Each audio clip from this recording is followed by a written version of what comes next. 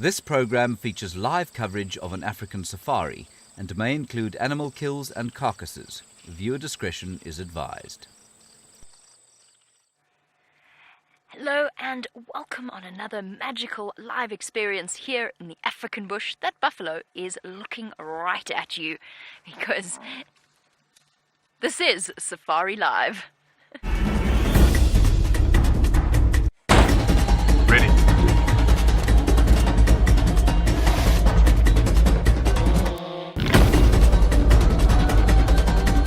Standing by.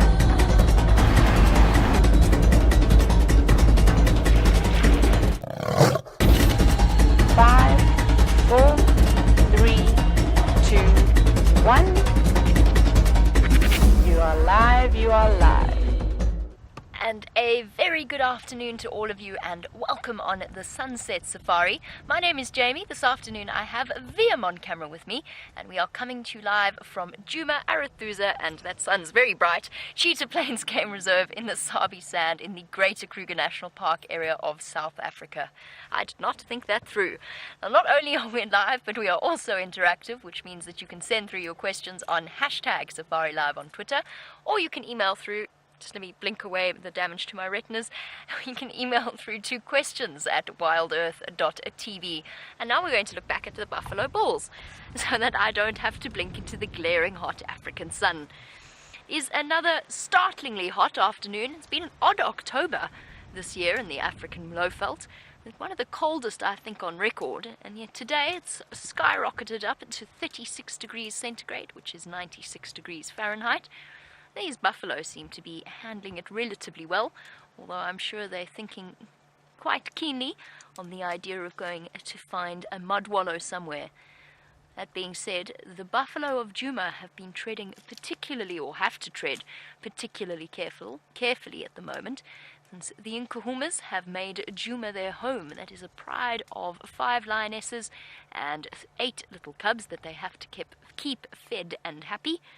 And they are probably about a kilometre or so north of these buffalo bulls. Oh, and cows, sorry. There's actually 2 lonely cows as part of this herd. I can't tell if this is just the tail end of a larger herd, or if we've just stumbled upon a splinter group that perhaps has been separated from the main breeding herd by the lions themselves. Now, there's a male lion, probably about 500 meters north of where these buffalo herd is going.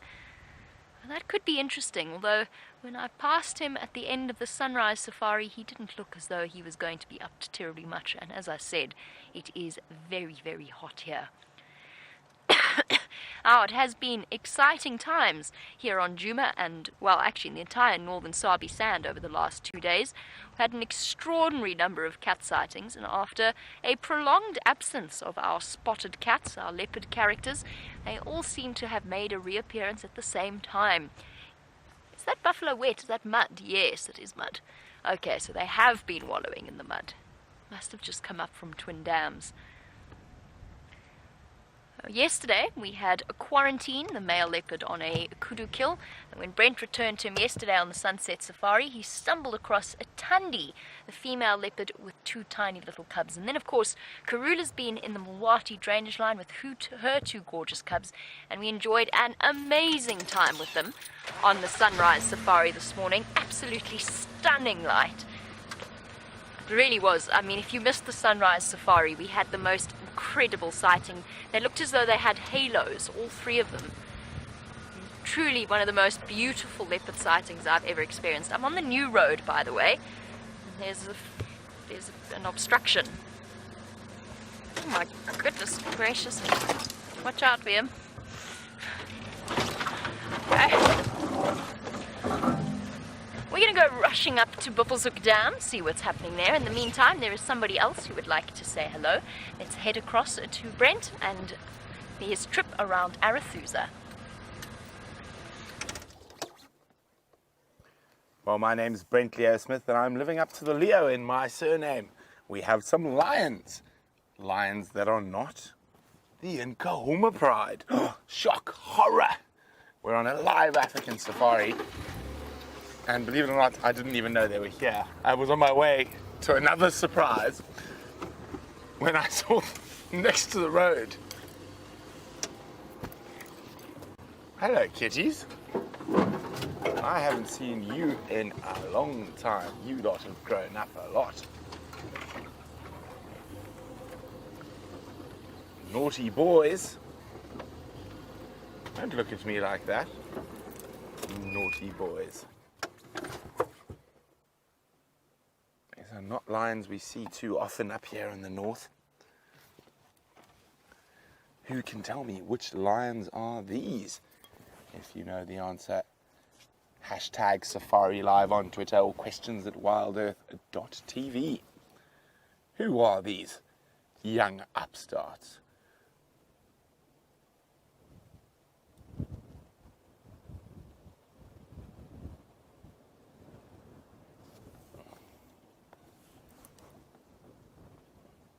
Now, of course, it is the heat of the day. There are 2 lionesses and 3 young males here. There's one of the lioness.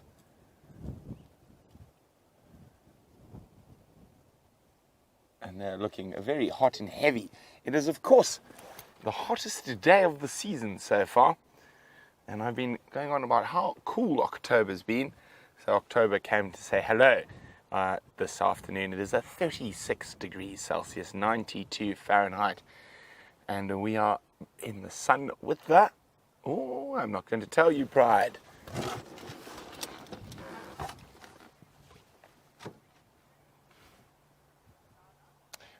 Well done, Liz. It is indeed the Salala Pride. Oh, forgot my sunglasses on. Naughty Brent. As I said, I didn't know these lions were here when I drove around the corner. Yes, here we go. Salala lions. Lovely surprise. Not what my plan was. I've got another surprise that I'm going to try get to. I'm going to leave these lions now because we'll come back to them. There's going to be a little bit more pressure on the other sighting. So I want to get in there before all the other game drives are out so we can spend as much time as possible with the other surprise. But we will come back to the Salala lions shortly, and I've got lots of stories to tell you about them. Bye, guys.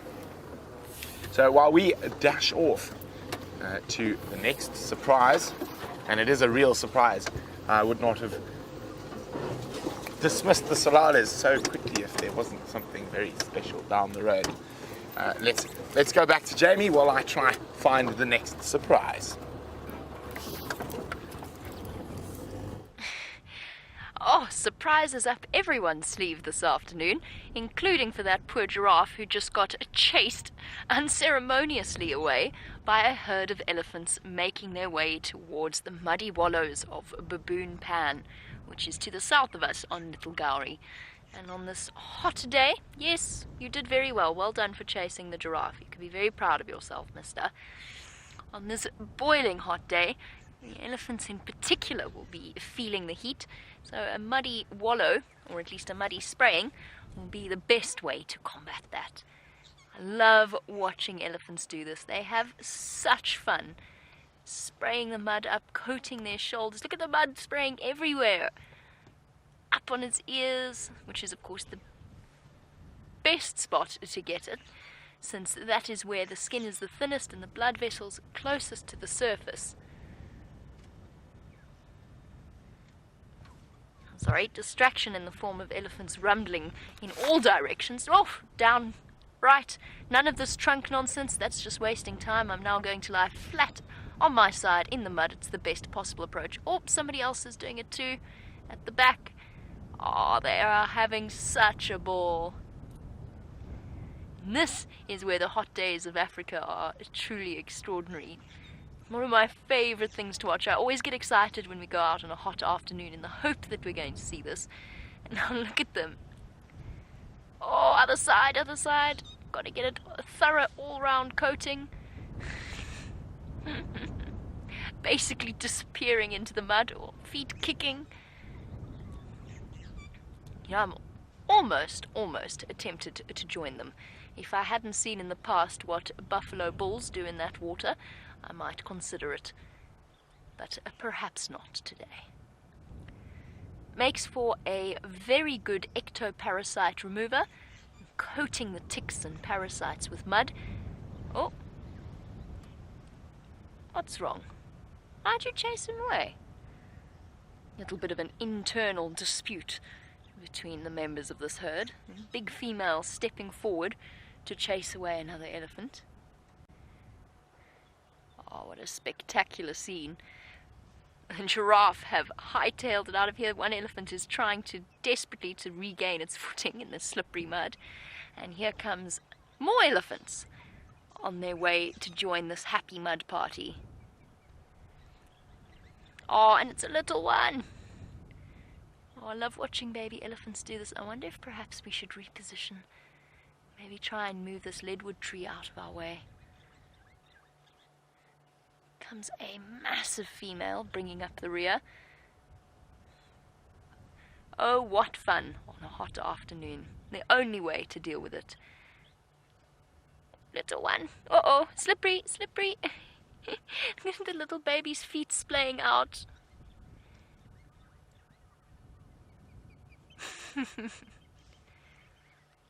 Hasn't quite got the weight advantage of the adults, and not quite the trunk coordination either. Somewhat piddly attempts at tossing mud. Oh, shame. Shame, it's thirsty as well. Oh, photobomb. By one other very muddy elephant. And that's definitely going to put them in a slightly better mood. Much cooler now. Thick mud takes a lot longer to dry than just using water, which means that the cooling effect lasts for even longer. Another nice explanation behind an elephant's wrinkly skin.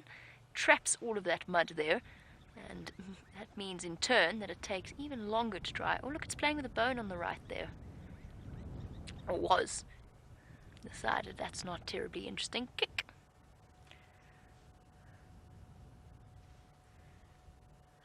Ha.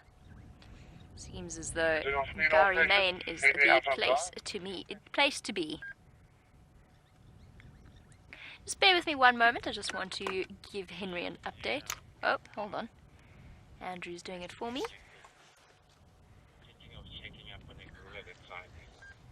Little baby still wants to go in and have a proper mud wallow, but is too nervous to do that without Mom's direct supervision. Look at this. Oh, let's go over across to Brent, see what he's got for you.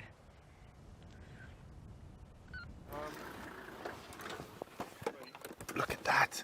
It is the biggest male leopard in the Sabi Sands. Hi, guys. So I'm being mocked by the vehicle next to me, guys. But don't worry, I don't mind. So the Anderson male leopard. So Aaron in New Zealand guessed what it was. It was indeed Mr. Anderson. Now he does have a killer around here somewhere. I'm not exactly sure where, but it looks like he's on the move. He might be going for a drink. There's the kill. Oh, he's got himself a big warthog.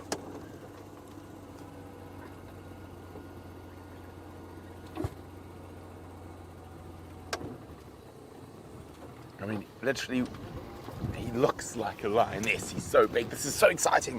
This is only my second sighting ever, and Jean-Andre's second sighting ever of Mr. Anderson. I'm going to stop now, and you can just see that beast walk through the bush.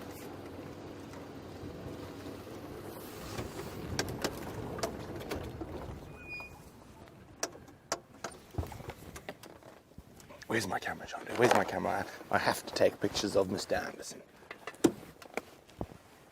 So he is a really, really big male leopard, pushing probably around 90 kilos. So close on 200 pounds.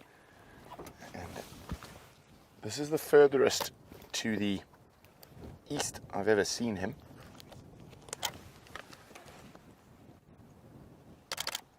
Oh, he's decided he's gonna lie down. Look at that, isn't that incredible? I'm just going to wait a little bit. We're going to get a little bit closer shortly. But as I said, there's going to be quite a lot of pressure on the sighting, so we don't have too much time. That's why I was rushing here, and then the Tsalala Pride popped out.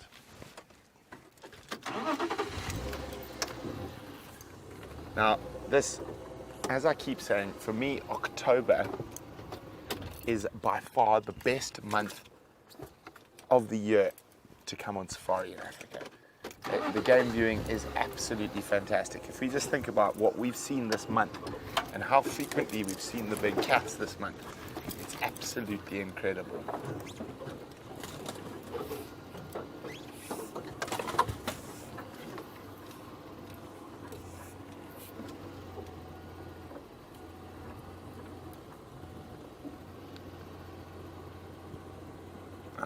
Chai Connie says this is her first time seeing Mr. Anderson. Can I tell her about him? Of course I can. This is only my second time. He's got very distinctive eyes. Slightly slitted. There we go. He's on the move again. He might be just heading for a drink, but he probably won't leave that warthog carcass too long, in case something else might want to steal it, like a vulture. Now, it's a big adult warthog. Even a big male, like I think he could probably hoist it, but he's just being lazy. Now, this big boy apparently was born in Mala Mala to the Nkobazwan female. Probably quite far from, he's quite far from his natal range, and he's growing into definitely the biggest leopard I've ever seen in the Sabi Sands. Now that used to belong to the Camp Pan male, that title, but I personally think after looking at photographs of them at the same age, I think Mr. Anderson is bigger than the Camp Pan male. He's gone into a little thicket. I'm just going to try to scoop around it. And I'm trying to think, he's probably about 8 or 9 years old now. When he arrived up here in the northern Sabi Sands, he was very, very skittish. He is still not the most relaxed leopard, so we always just go a little bit easy. Well, the second time I've seen him, but from when I speak to the guys, I just go a little bit easy around him. And as I said, it looks like he might be heading straight to Arathusa camp for a drink.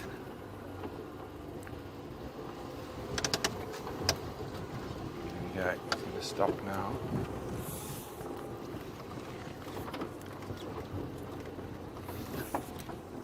Now, Samina would like to know why he's called Anderson.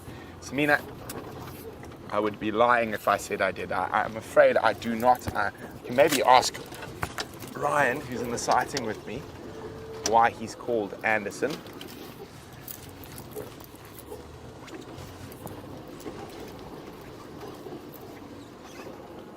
There he is. Now, let's just have a good look at him. You can see that massive head and dewlap. And you can see those slightly slanted eyes. Very, very distinct of this male leopard. I hope you guys are getting some screenshots. I have to snap away. This is, as I said, the second time I've ever seen him. And the first time he was lying down. He was too lazy to even stand up for us.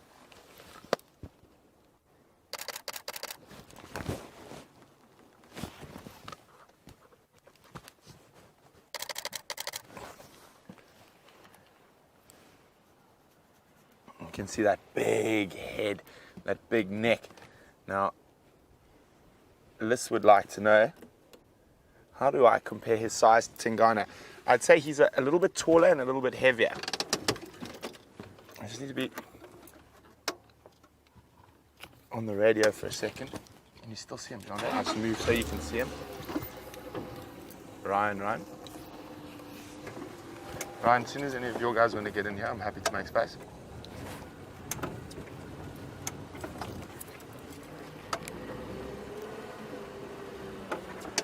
Perfect. Thanks a lot.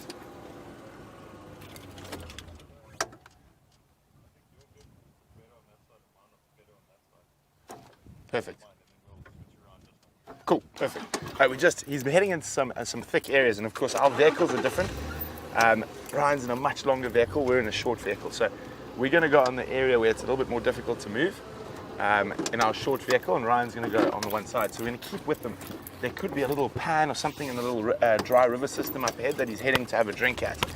So Ryan's kindly given us some extra time here. He says he'll let us know, but he's happy for us to stay, so very exciting. Oh, hello, big boy. I didn't even see him go down.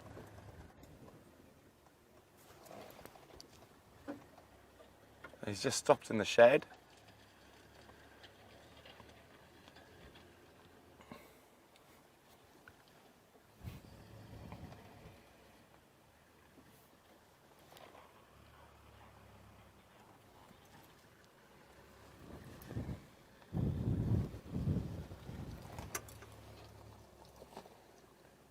Now Roger is wondering if he's sired any known leopards. He's thought to have sired Tiani, whose Salahesh is current cub. Well, she's not really a cub anymore. She's over a year old. Oh, bless you, Mr. Anderson. Now, as I said, asking about the size difference between him and Tingana, he's bodily sized a lot bigger. I'd say probably Tingana weighs about 80 kilograms. And Anderson probably 90 to 95 kilograms. He is an absolute beast. He's mated with Karula, Shadow, Tandi, Salahesh.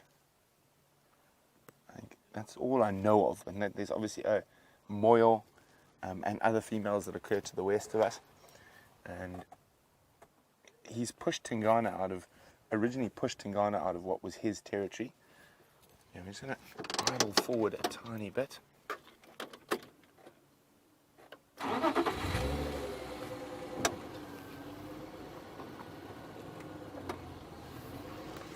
That's good for you, Jean-Ray. Here we go. So, as I said, he's pushed Tingana further to the east, and Tingana then pushed Mvula. Mvula has pretty much lost most of his territory, and that whole scenario started with the Anderson male coming into Tingana's territory. Now, he seems to be an expert warthog killer. Well, a lot of male leopards are, but he takes very big, very, very big warthogs. Now, as I just mentioned, he's mated with Karula, Shadow, Tandi, and Marjorie in Texas was wondering that. So it's even possible that he could have sired little Hosanna and Shungile. But, as I said, it's almost impossible to know the male lineage of leopards without genetic study. You can see his very distinctive face.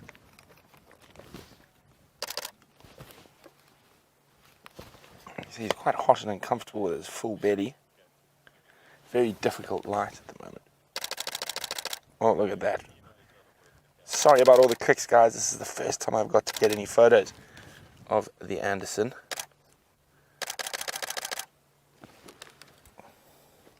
Hopefully I'm not too excited that they're all blurry. Yes, if they were blurry, Eggsy would be very proud.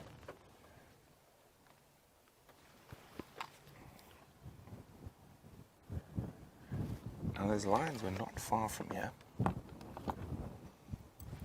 Okay, so we got Eggsy, who's in final control, says if I've got any blurry photographs, much applause.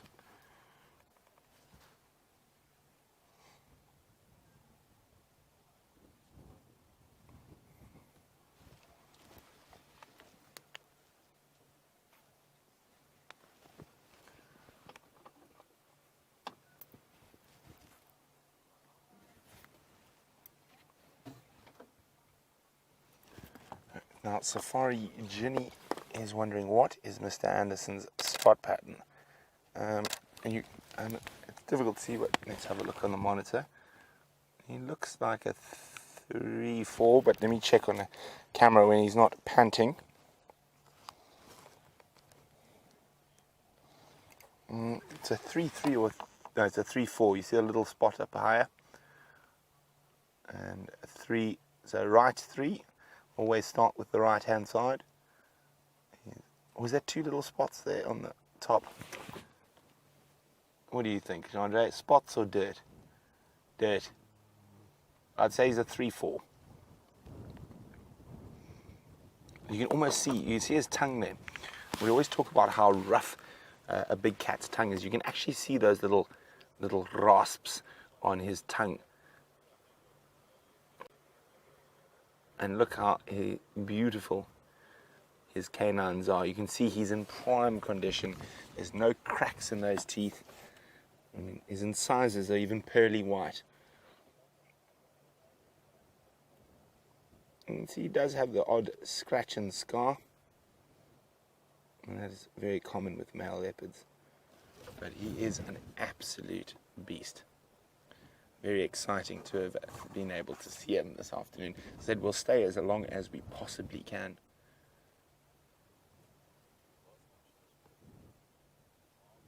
You can see he's not so happy October decided to come back with a vengeance.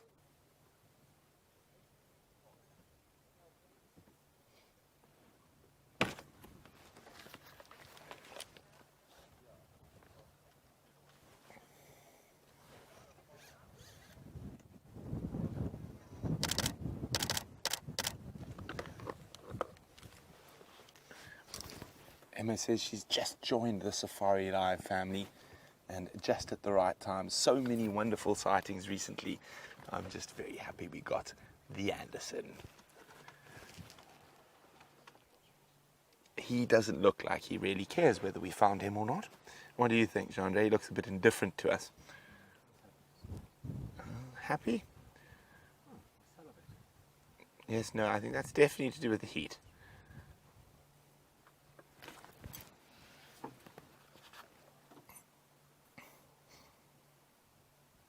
He's quite a pale male.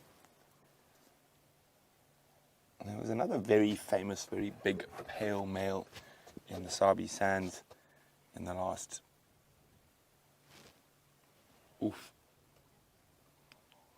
15 or so years. He was called Paleface, is our nickname for him. And he was the Manuletti male.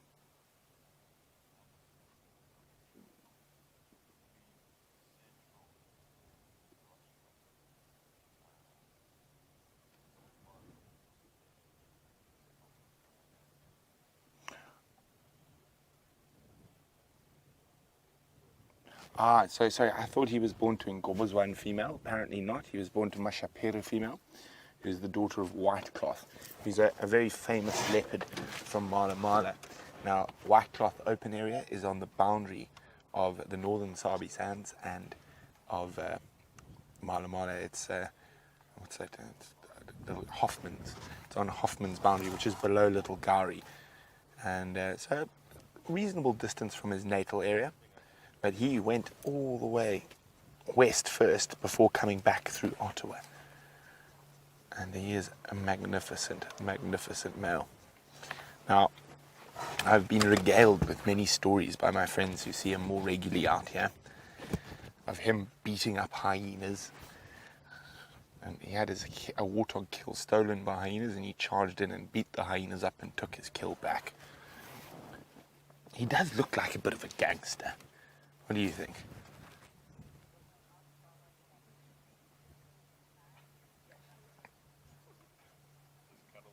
So Eddie was actually wondering about that. Now, of course, Eddie, he's not going to take on a massive group of hyenas, but one or maybe two, he would definitely try to put a bit of fight on. I mean, we've even seen Mvula do that with Jamie. We've seen Konyuma do it.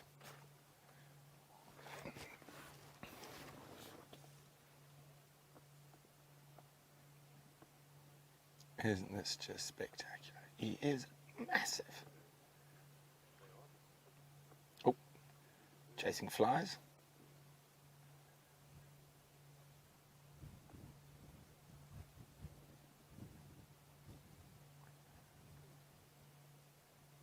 And his teeth are in perfect condition.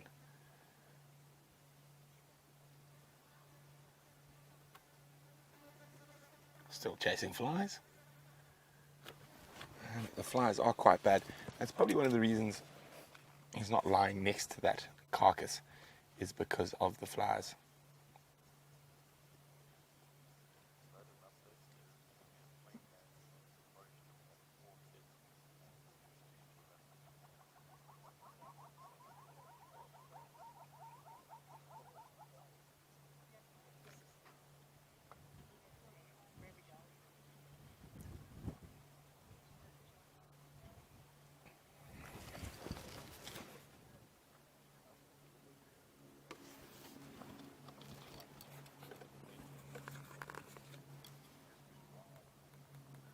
So, Kristen in North Carolina is wondering whether eye contact bothers the animals. Well, I'll show you. Not at all. And animals' eyes work, it's very bright out here, very differently to what ours do. So movement is what will bother them more than eye contact. So they see in sort of various shades of grey, and they don't see detail like we do. So what they'll pick up is movement rather than the detail of, they will never, probably with me wearing a cap like this, he won't even see my eyes. Now, also the way he's seeing the vehicle, I'm sure you can see the movement occasionally that Jean-Andre makes, and Jean-Andre is very good. He doesn't move fast, and neither do any of us sitting near him. That would annoy him. And the vehicle smells like petrol, and it's a big thing, but it doesn't smell like a potential threat or potential food. And vehicles have only been around for 100 years, and you must remember that animals are very instinctive. So he's had 1 million years of instinct telling him what to be scared of and what not to. Of course, in the beginning, quite often animals are scared, but if you keep habituating them and you drive carefully and respectfully, and you don't over push them, they can become very relaxed. Now, this guy used to run from cars, and now you can see we're sitting 7-8 feet from him, and he's just sleeping in the shade. And you can see very hot, salivating quite heavily. Now, I'm trying to see, can we zoom more, Jean-Andre? Oh no, he's turned his head. Now when he turns his head, I just want to look at the back of the teeth to see if you can still see those little hard ridges. And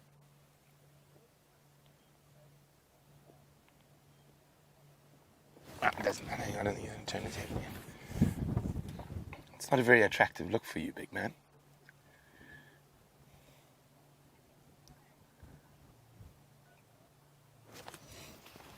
Actually, I have to get a picture of that.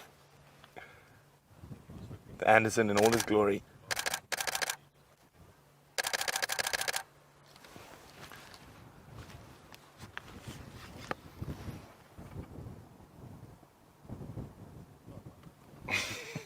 Okay, Jean-Andre, enough now.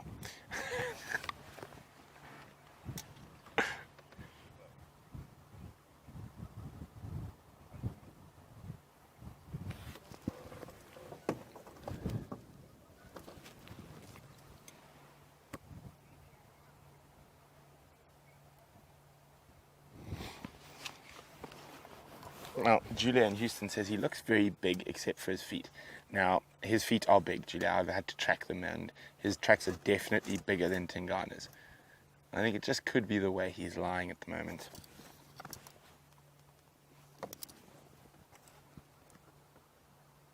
Oh, he's massive.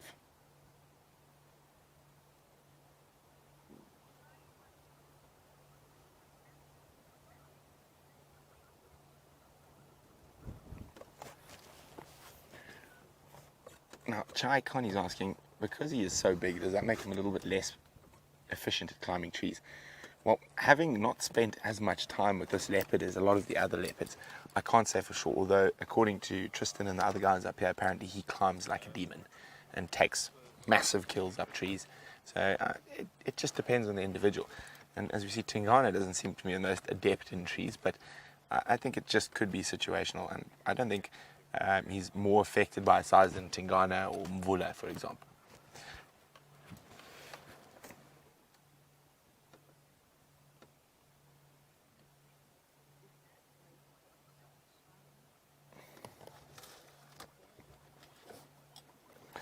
There we go. I actually remember seeing those photographs. Vicky says he managed to haul a young giraffe up a tree, so I think he's probably okay at those tree things. Yes, I agree with you, Vicky.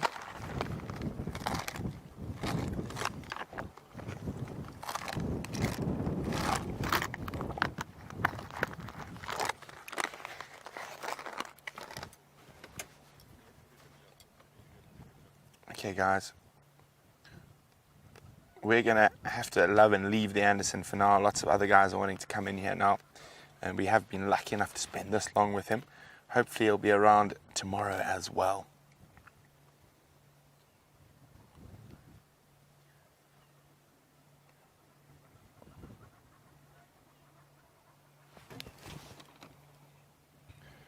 Okay, while he's got his back to us, he's done with us. We're done with him. And we're going to move on, see what else we can find. There we go. One last glance over the shoulder before we leave. And so while we leave, oh, look away. That's perfect time to go see what Jamie's been up to. How exciting is that? I still haven't got to see Anderson, and it's definitely something I am really looking forward to. I'm just going to pull over so we can have a look at the zebra while we chat about what we've been up to over the last few minutes whilst Brent's been chilling out with Mr. Anderson. We have been back to check on Karula's dacre kill.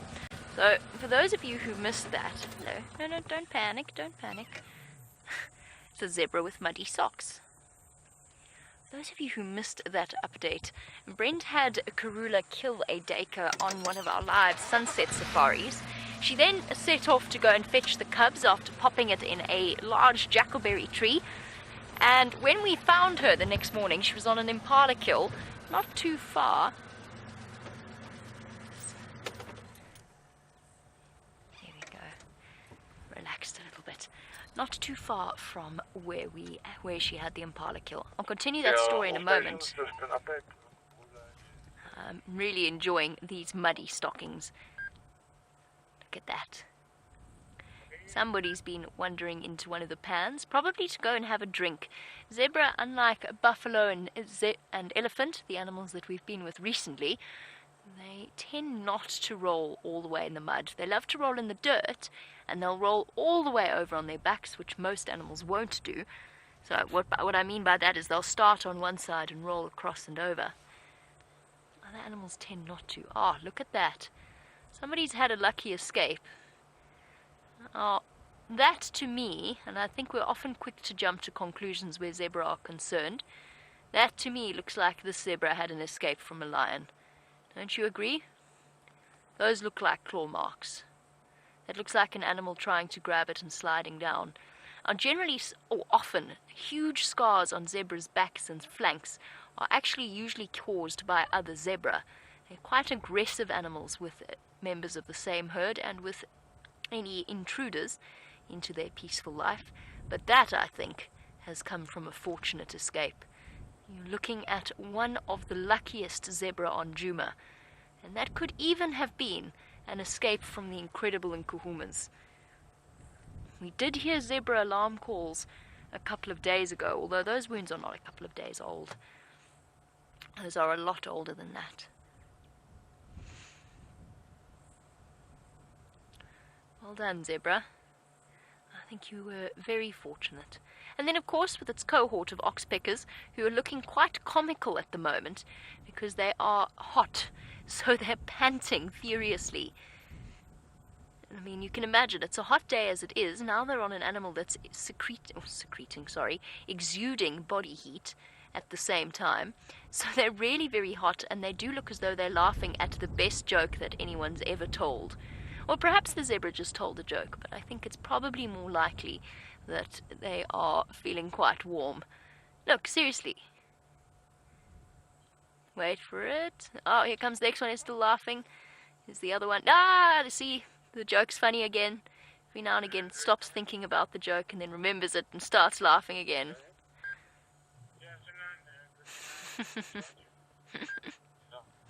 The comedians of the bush, much like myself.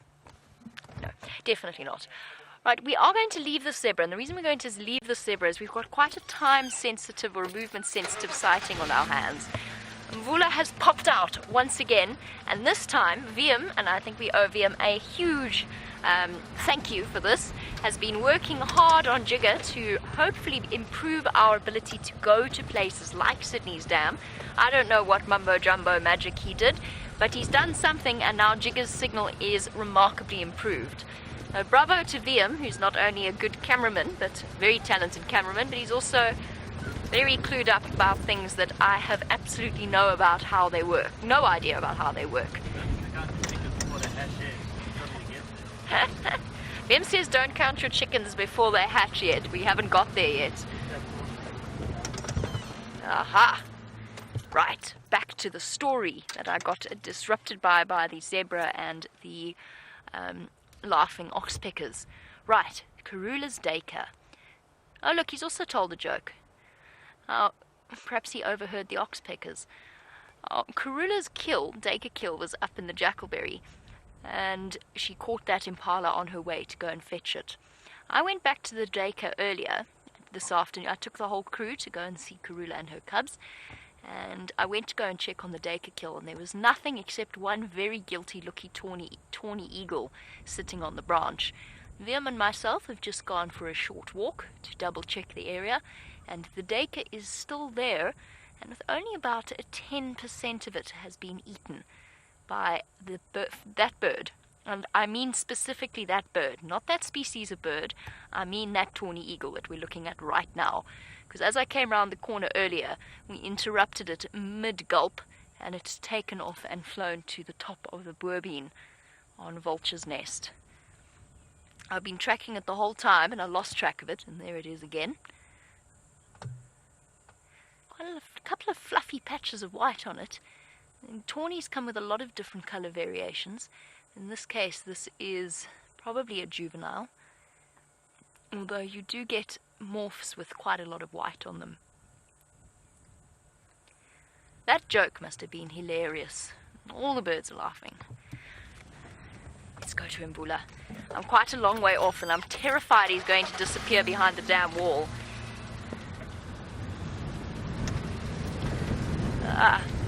Sorry. A stable fly just bit the bottom of my foot, and it's really itchy. Rightio. We will come back to Karula, by the way, but there's no visual of her at the moment. So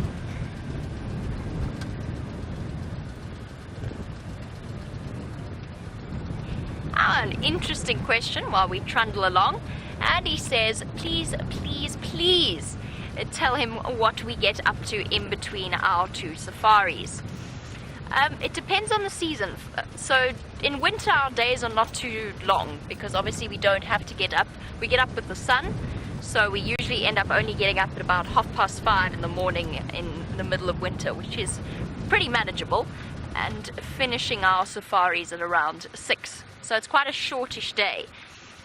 So in summer we get up at about 4:30 or 4 o'clock, and then our days are slightly longer, so sometimes we have a nap, but a lot of the time our time is filled with different things.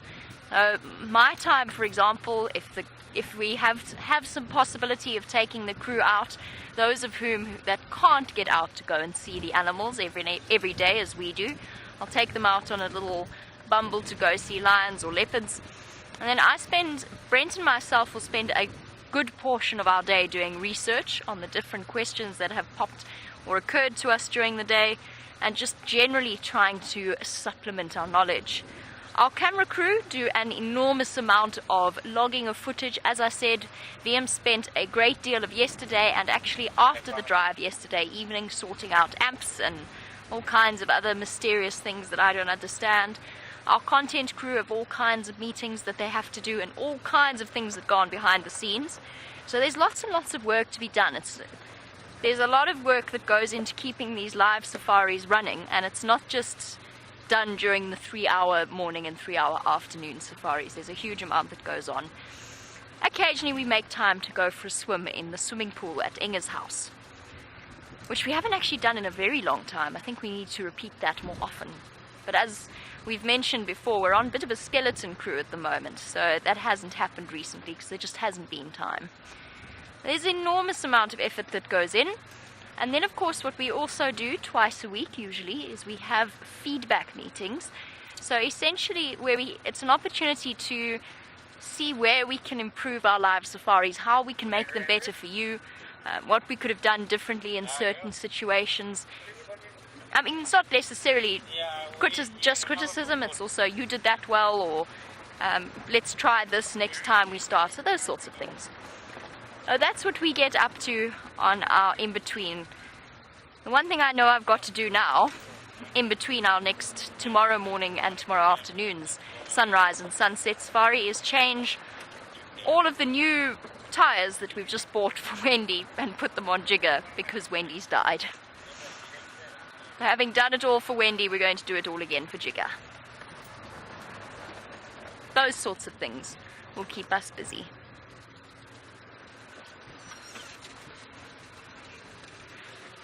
Right, we're going to race across to Mbula. While we do, let's head across to Brent, who's found another bird of prey. What's it doing on the ground?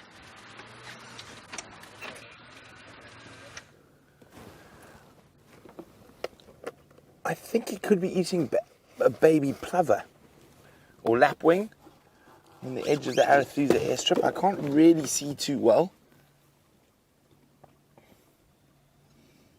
Well, this is an interesting looking bird. It's eating the eggs. It's eating plover eggs. Look at that. It's found the plover's nest. It's broken open the eggs. Are we on full? Oh dear. You can hear the plovers mournfully wailing close by. If you actually look a little bit to the right, Chandra, it's probably Mom just behind the bird of prey.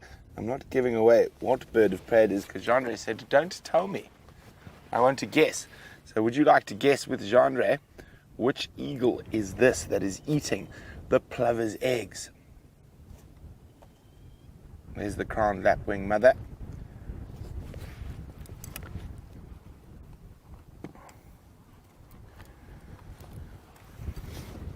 I can see, look at that, you can just see the eggshells there. Now if he flies away, I might want to collect those for my collection of things. We might have to get one for James in the tent.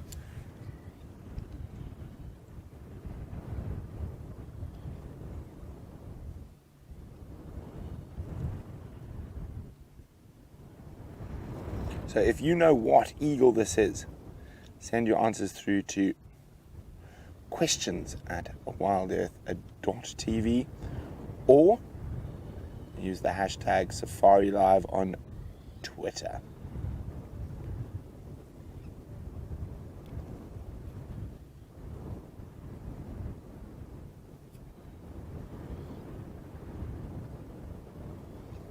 Now, one of the distinguishing features is look at those long legs.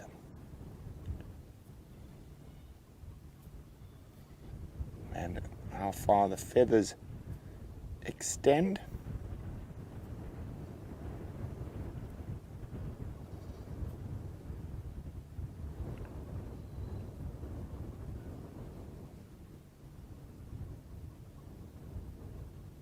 I think this could be the first one of the season as well. That's a big clue, Chandra, to what eagle this is. Now you can see it's got very baggy feathers around its legs. It is a true eagle, an Aquila eagle.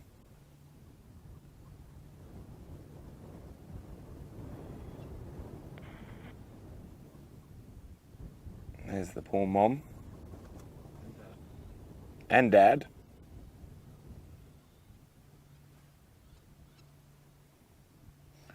Which the eagle might be about to take off, I think.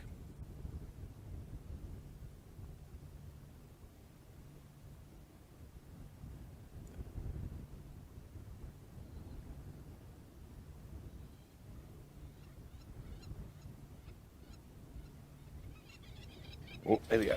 Oh, look at that. Attack now. It's a bit late, lapwings. Wow, isn't this incredible? Oh, there he goes. A bit late. Now, there you go.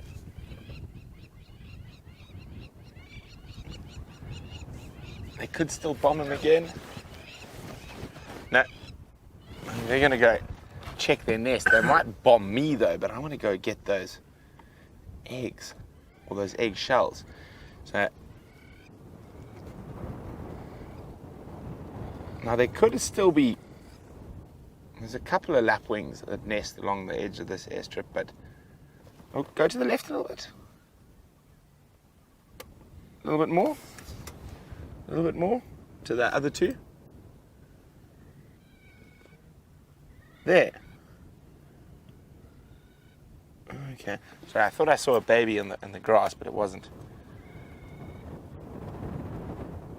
So back. Now that's a very tricky eagle, that one we've seen there. So I wonder if we've got some serious birders out there who are going to be able to tell us what it is. And he's still sitting next to the airstrip. Right.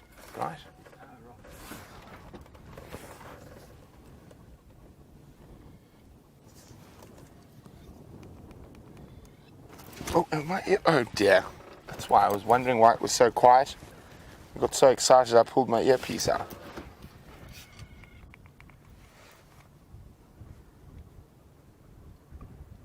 Okay, I think I want to try and get the...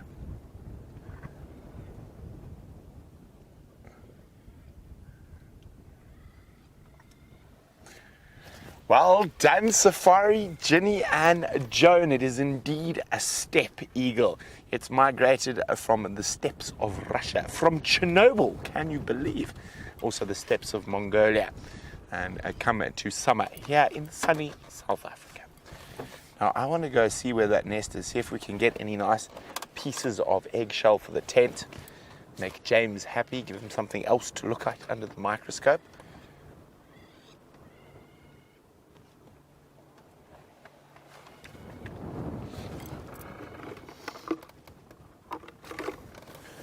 Now, Musical in Colorado is wondering, why would the lapwings put their nests right out in the open like that?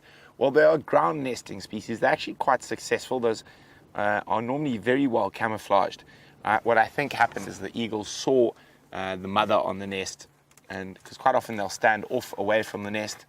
They'll use all sorts of tricks to try and lead predators away from nests, pretend they've got broken wings, and then you also saw them, they will try attack much larger predators from time to time as well. Clever steppe eagle. Okay, I'm going to go wander across there, see if I can find any pieces of those eggs.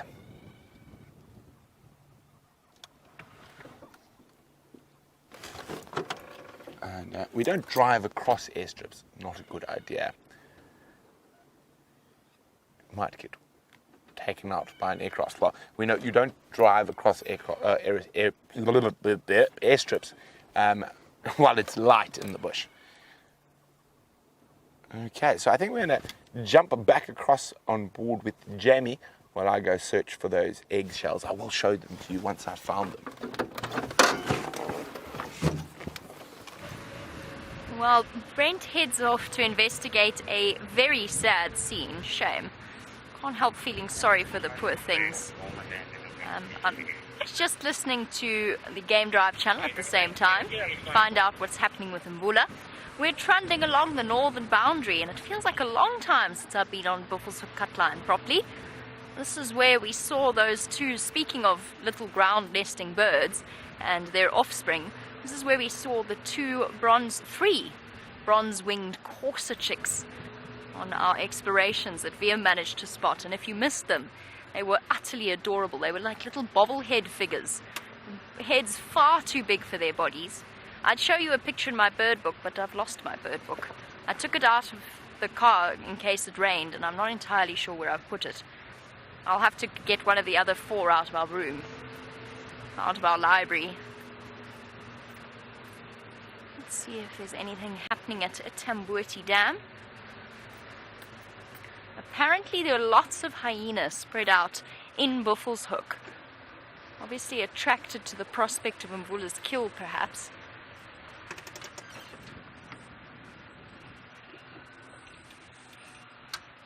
I'm thinking some of them might be around mud wallows. I'm just still so desperate to have a chance to see our hyena clan back once more. Since they abandoned us and moved to the Manyeleti. I got so excited the other morning when we heard a hyena calling right from the den site. And I went and checked both dens, the Gallagher and the Mvubu Road den. No luck there. They obviously haven't returned to us just yet. They'll come back, I think, when the Nkuhumas are a little older. The Nkuhuma cubs.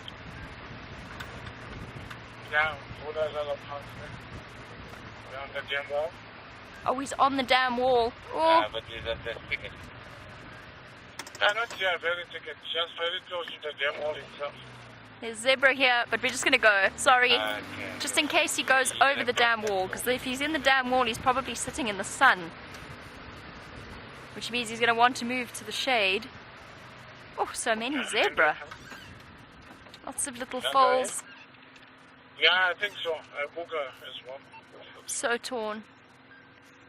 So torn. Look at this gorgeous little foal. Okay. No, let's go. Sorry, little foal, you are gorgeous. But we've got a leopard that we haven't seen in a very, very long time.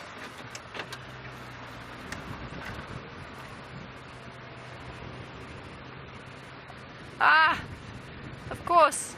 All the animals coming out of the woodwork now. There must be about 40 zebra here.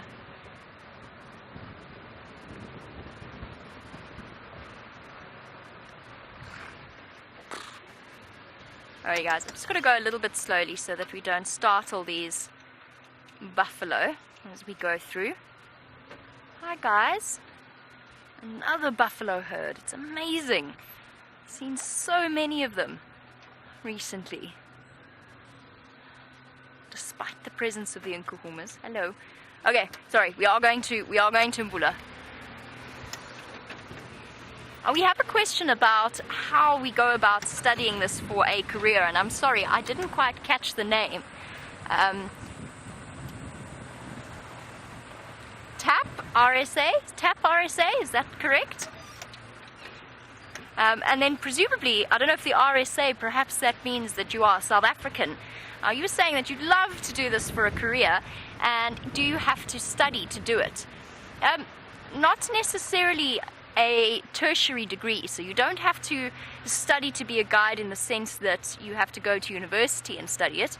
I, for example, studied law, which is, as you can see, going very well. My legal career has taken off in leaps and bounds. But you do have to, yes, you do have to study. And there are a number of different ways to go about training to do it, and you will have to pass a series of exams that you can set about writing and learning a little bit more about the things. You have to do a national qualification in order to do it, and from there you can progress up steadily in levels, and obviously it's all about the experience as well. Sorry, Impala, I see you. So yes, you do have to study if you are really keen on learning more about how you can go about doing this, because I really enjoy getting through questions like that, and I really would encourage those of you who would love to do this to go about and do it. If you have the means, if the opportunity is available for you, do it.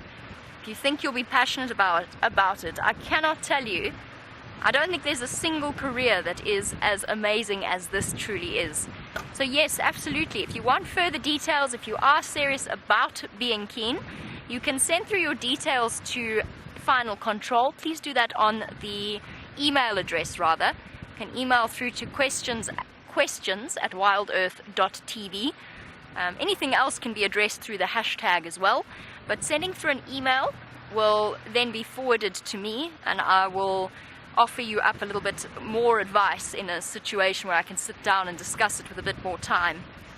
So if you are really keen, and that applies to any of you out there that would like to make a career of this, let me know and we can chat a little bit more about it.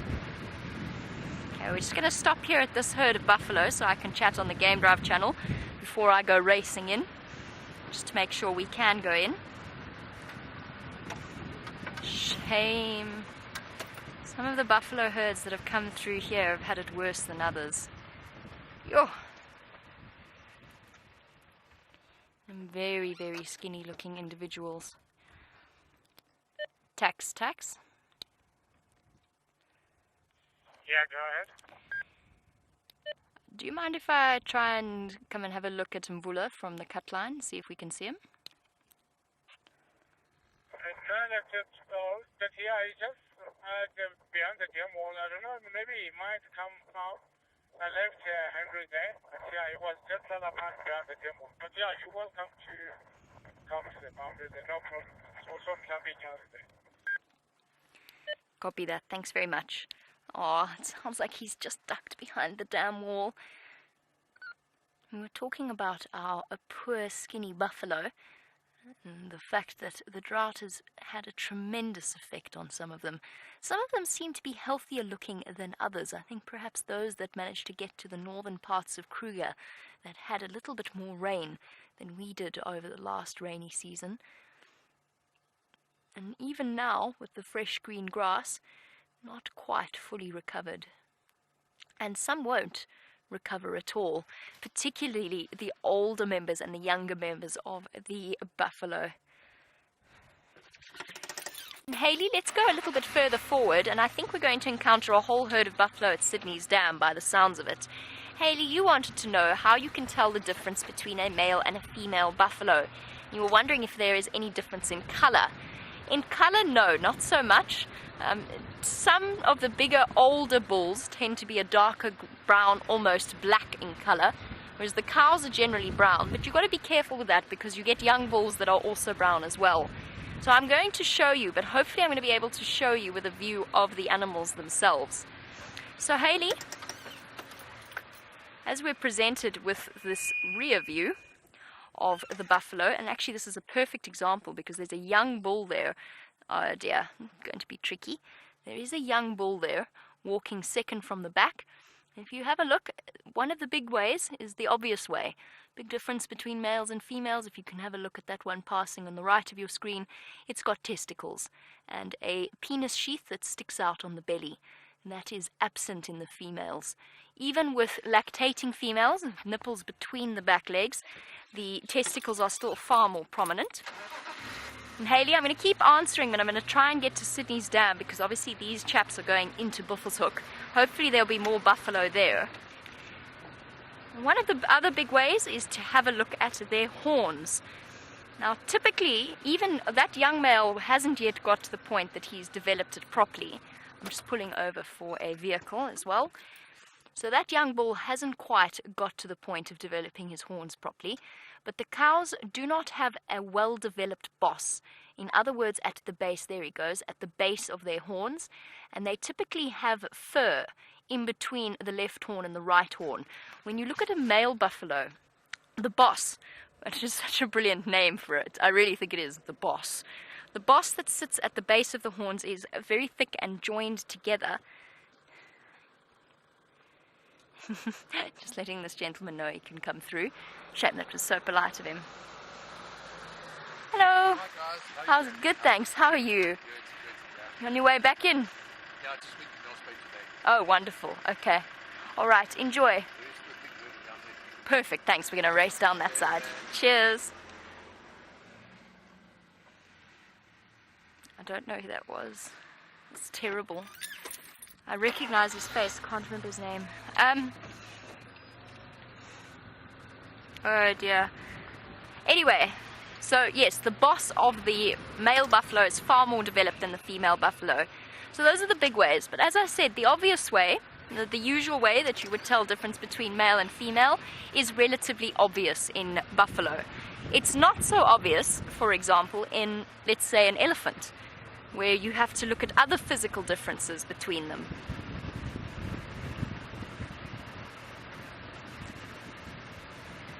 Here we go. This should make life a lot easier, Hayley. We can talk about this properly with good examples.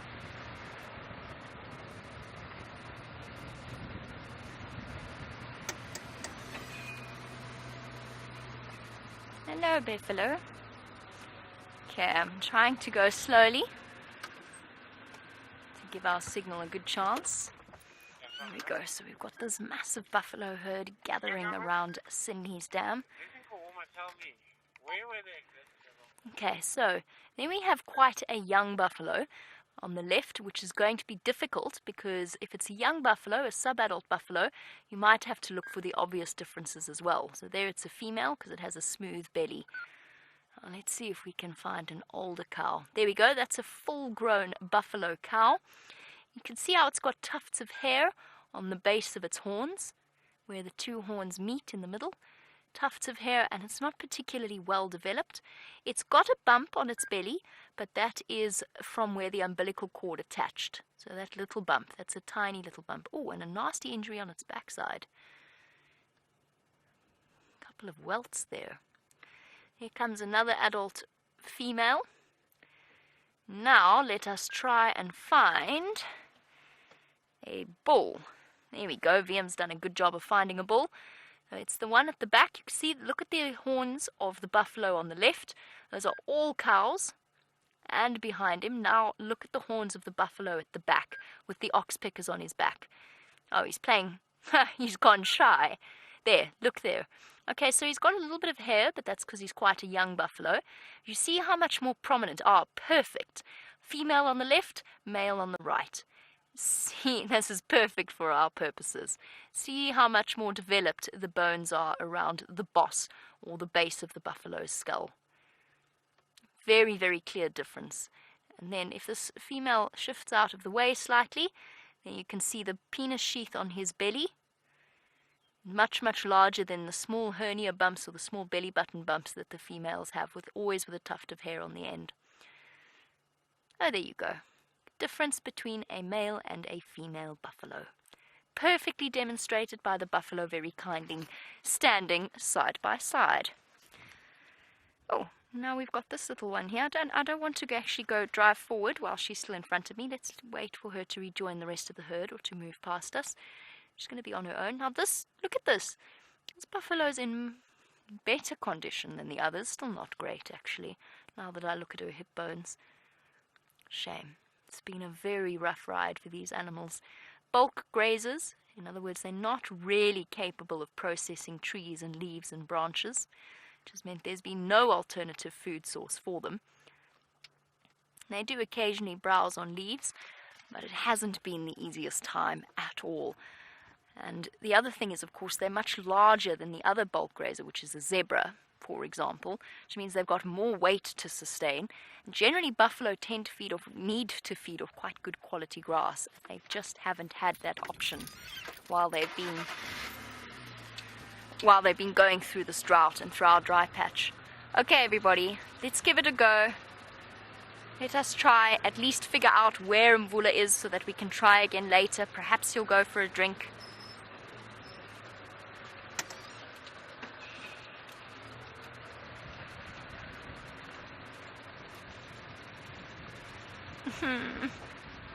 Been teetering on this for days at a time. Well, actually since yesterday. Here's the rest of the buffalo. Coming streaming down to have a drink. Oh, actually, I think they might have already had their drink and they're splitting off away from the rest of the group.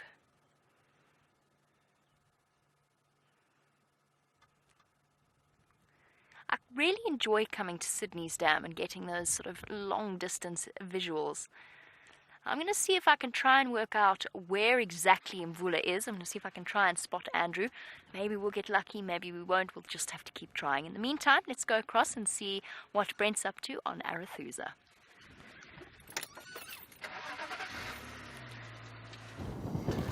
So we're on the Arathusa airstrip. The wind is howling. We have fortunately taken refuge from the beating African sun in some shade. Now, under normal circumstances, I would just pop this on the dashboard, but the wind's so strong, I'm going to have to just keep my finger on it. There we go.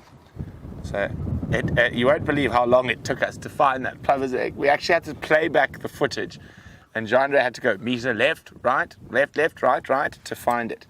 That's how incredible that camouflage is when it's on the ground.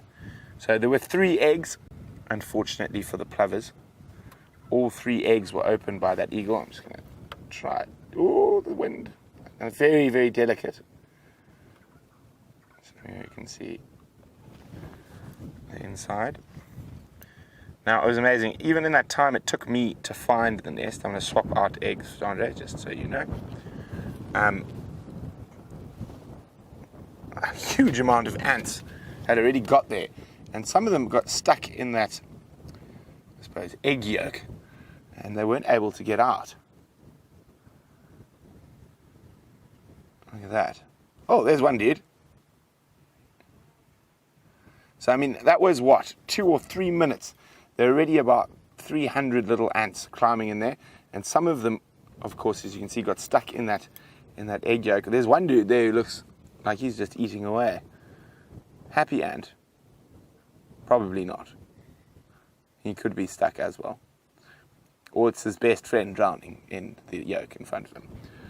But isn't that very cool? So, well, I'm just going to put those very carefully into a safe spot in my bigger case so they don't get broken.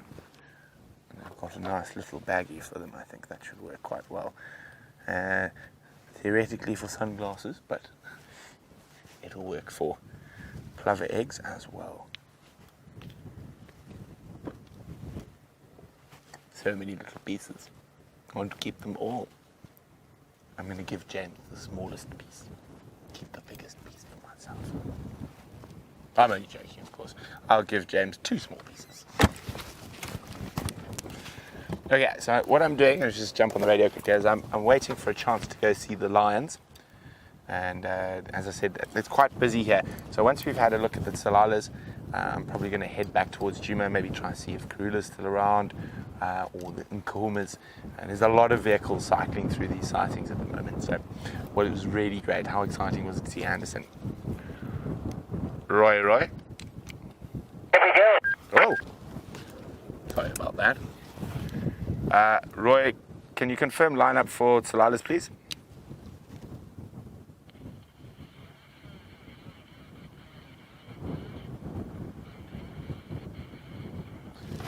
Copy, thanks very much. I'll see you there. Yay! So we're not far from them. And I was actually what one calls dawdling. And dawdling worked out quite well for us today because we got to see the first steppe eagle of the season. And actually got to see something I've never seen before. I've never seen a steppe eagle eating a lapwing eggs before. Isn't that absolutely incredible? That's the absolutely amazing thing about we're live. We literally do not know whether the Tsalala Pride is going to jump on Jandre and take him off the back of the vehicle in the next 10 minutes. I don't think they're going to do that.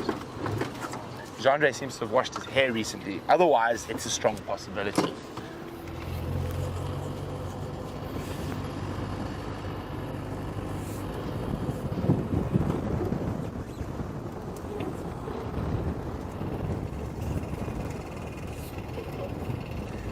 Sorry, comms are a bit bad this side. I think it says Love Nita would like to know whether the Tsalalas are in the Nkuhumas territory.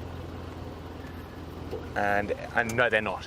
The Nkuhumas, north and west of here, and the Tsalalas, this is part of their territory, from here down to the Sand River.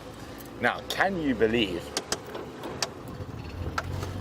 I used to see that Tsalala Pride was the main pride of lions I used to see in 2005, 2006, in around the Sand River.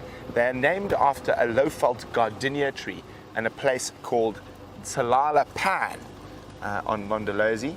Now, Tsalala Pan is a beautiful natural pan where there's quite a lot of low-felt gardenias. And the original tailless lioness, and she's got no tail, therefore her name was the tailless lioness. I know other people called her different things, but I only knew her as tailless. And she was one of my favorite lions at the time. And the original tailless, and the grandmother or great-grandmother of these little guys here. Now, the amazing thing is, her daughter, who is the main lioness here, is also tailless. Now, there are a couple of lionesses with this pride, so there could be, she might not be here. I know there's a theory that one of them has cubs, so we're just waiting for one. There we go. Just pop in here behind Ryan. Are you happy with that, Jean-André?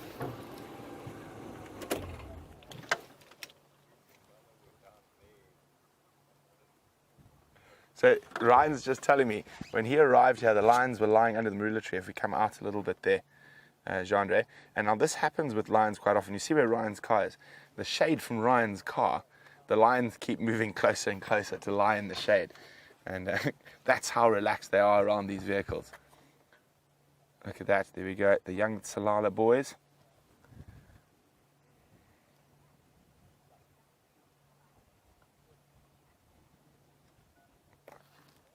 Sachs would like to know, would the young males fight with the Birminghams? Not at this age.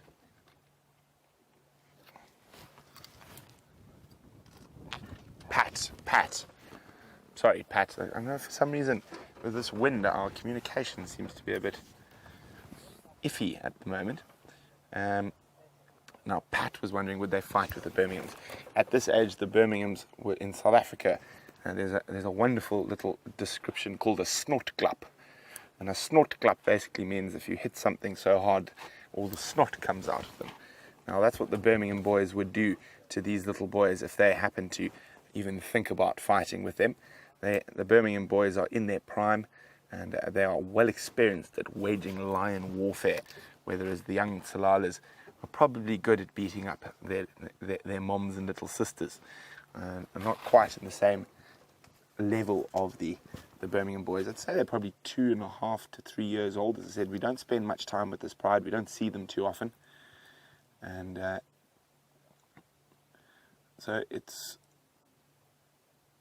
and one of the reasons they're up here at the moment is possibly because the Matimbas are down around the Tsalala Pan area, and the Matimbas would do the same thing to those little boys, even though the Matimba males are quite old. Those young boys are still no match for them just yet. Remember, if you are new and you've just found us, we are sitting next to lions live in the African bush. You can send me your questions through to #SafariLive on Twitter or questions@wildearth.tv. Now we're sitting with the Tsalala Pride, and I'm just trying to think. No, it's not the first pride of lions I ever saw in the Sabi Sands. The first pride of lions I ever saw in the Sabi Sands are no longer. They were called the Castleton Pride. They were wiped out by the Mapoho.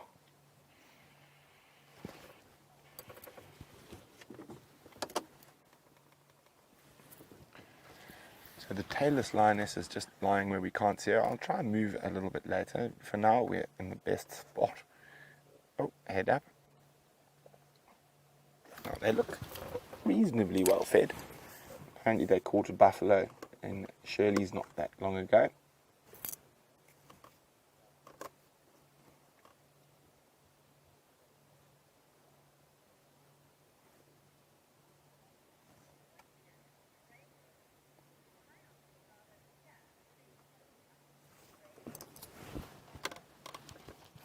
I just mentioned the reason that Tsalala Pride is this far to the north, although they traditionally do come up into this area, is because the Matimba males that were pushed by the Birminghams are now to the south. And our Drago was wondering that. So the Tsalalas have been just to the south of us quite a bit, and also to the west, outside of what would be traditionally their range. And the reason for that is those young males. Now, if they didn't have those young males, they would probably accept the Birmingham boys as the latest conquerors of their area. Now, they're still trying to ensure these young males go off to independence, which should happen quite soon. You'll probably find these females are going to start coming to estrus and will start mating with the Matimbas relatively soon. But while these boys are not independent, these lionesses are going to try and keep them as far away from the Birminghams and the Matimbas. I can't remember who's fathered or apparently fathered these ones. Could have been the Majingalans. I'm not 100% sure. Now, if you notice her eyes, she's also got amber eyes. Of course, it's not the amber-eyed in Kahuma.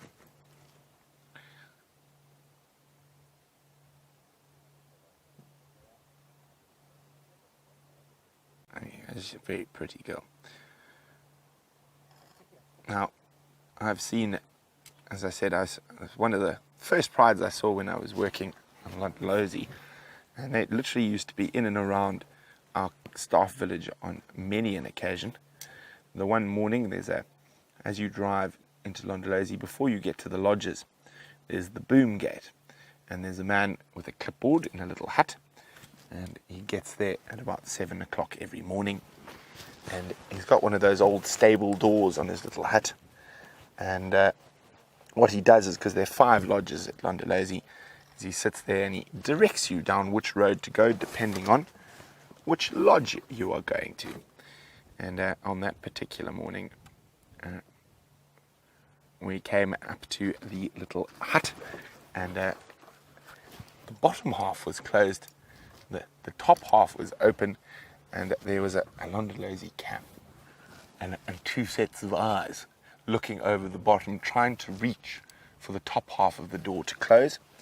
And just outside were the original tailless lioness and her 2 daughters, which are these, I'm pretty sure these 2 females here, and 5 mapochos. And Shane, he had just arrived at work. He said he was just checking his arrivals for the day when the lions wandered up and flopped down in front of his hut. He said he just managed to close the bottom half, but he was scared the movement of closing the top half might attract their attention. Now, we had some interesting stories with those lions around, because they were in camp often. The funniest for me was with the mapocho males. Now, as I said, Londolozi's got 5 small camps, or 5 camps spread out along about 2 kilometers of the Sand River. And there's a central kitchen, and then each of the lodges each have their own satellite kitchens. So a lot of the big prep and stuff is done by the head chef in the main kitchen, and then the final, obviously, cooking and stuff is done in the little satellite kitchens at the individual camps. And we were following the late great mapocho male lions. And what happened was, we came down into the entrance road to one of the lodges, and there came Connie. Connie was a very large lady. She was about my height, so very tall Shangaan lady, and very large Shangaan lady. And she was driving off to one of the camps to go deliver the food, and she came around the corner on her golf cart. And she was driving a golf cart, and we were trying to stop her from coming through in our game drive vehicles. And I've never seen it done, and I don't think it can be done to this day. Connie, who was driving the golf cart, drove, stopped, put one leg on the ground, turned the whole golf cart around and sped off in the other direction with the mapocho coming after her. We managed to drive a game drive vehicle in between the lions and the golf carts. But that was very funny. Connie, from that day on, refused to drive the golf cart after dark. I don't blame her. I wouldn't want to drive a golf cart into a pride of 5 male lions after dark.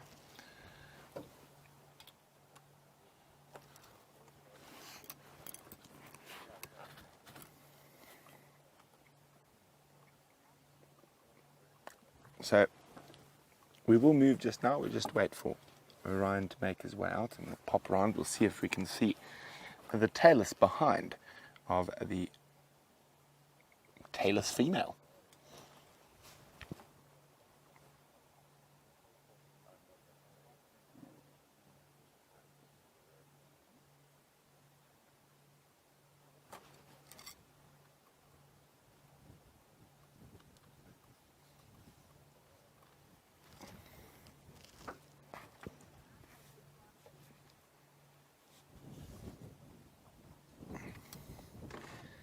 Now, Paul says he thinks that Tsalala females are much bulkier than the Inkahumas.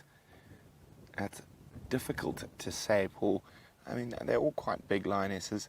I mean, an average lioness is anything from 110, 115 kilograms up to 150. And it's so difficult without seeing them next to each other. It's very possible that it could be a bit bulkier.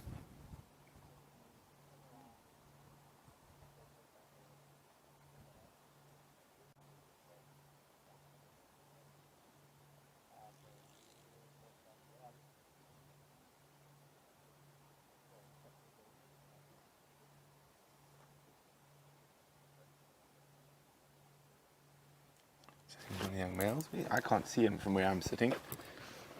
But his head's up.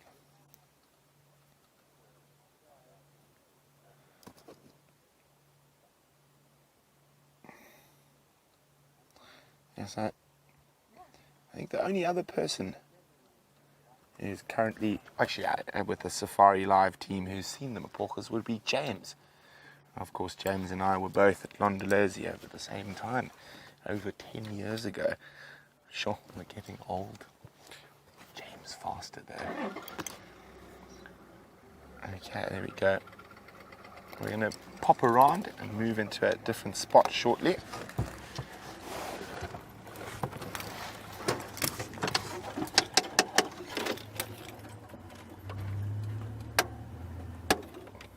Okay.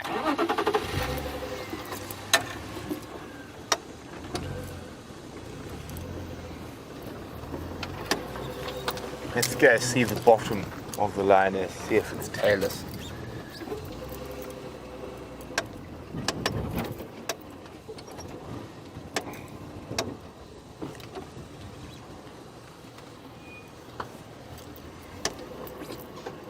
Do I detect the lack of a tail? I do. So there we go. Now, for me, it's very strange. I mean, a tailless lioness is not something you see very often. And to have two tailless lionesses in two consecutive generations, both losing their tails to hyenas, is very strange. So her mother and now her have both lost their tails to hyenas. Her mother had less of that, the stump, than that. It was almost completely flat. It does give her, when she's up and mobile, quite an interesting outline. It doesn't seem to affect her hunting prowess at all. Still a very successful hunter.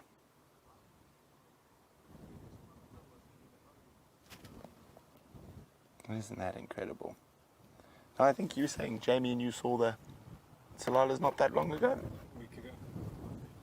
About 100 meters away. A week ago? But they were off to visit. Ah, yes, I do remember. Well, nice of them to come visit. Lets me reminisce about my days on the Sand River.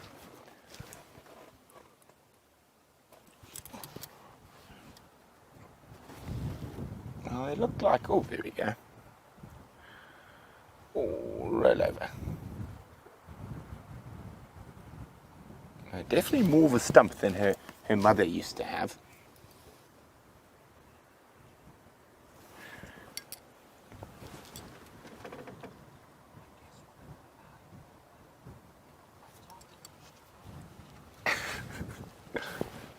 Okay, so we're still sitting there, look, and you can see there's still a little bit of an open wound.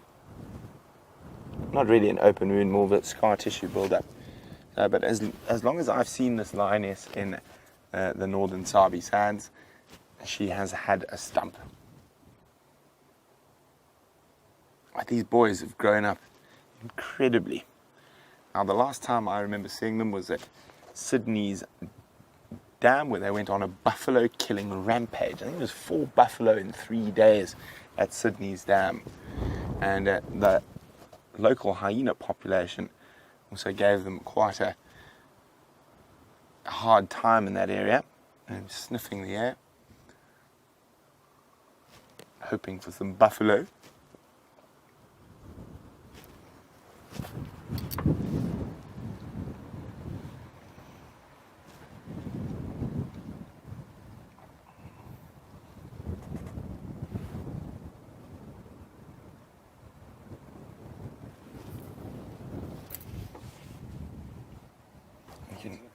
Oh, my comms in. Yes, they are. Is Kirsten talking to me? My comms are in. There we go. They're working now. Yes, I can hear you, Kirsten.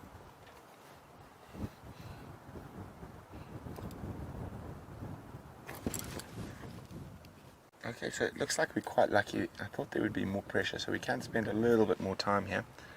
So we're going to sit patiently here, and let's sit this way so you can see a lion behind you. It's not better than just looking at me. What do you think, Sean? Okay, all good here? Okay, great. There's a lion behind me, and we're live. No, I'm joking. You guys know all of this stuff. But as I was saying, it's quite nice to see animals we don't see frequently, like the Anderson male and the Tsalalas. It's a great part about being in an open system. I mean, if we include the whole Greater Kruger, Mozambique and Zimbabwe, it's 8.5 million acres that is purely dedicated to wildlife, which is incredible. Now, if you think about old world Europe, for example, the largest intact piece of temperate forest in old world Europe is in Poland, and it's less than 20,000 hectares. So what's that? 40,000 acres of actual intact wilderness, pristine wilderness in old world Europe. 40,000 acres. We're sitting in 8.5 million acre. It's outstanding. It's unbelievable. Now, back to our tailless wonder. Mary is wondering whether the loss of a tail affects her balance. Not that I've seen her, and from what I've heard and from watching her mother, she was an incredibly proficient hunter without that tail. And of course, it's always just one thing less for the hyenas to bite. That, of course, was a joke, as she did lose it to hyenas battling over a carcass.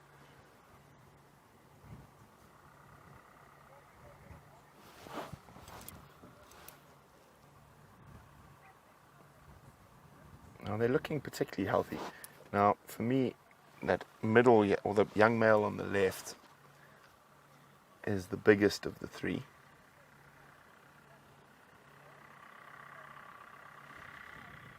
And so I'm not sure whether they were all born to a single female or they're from separate females.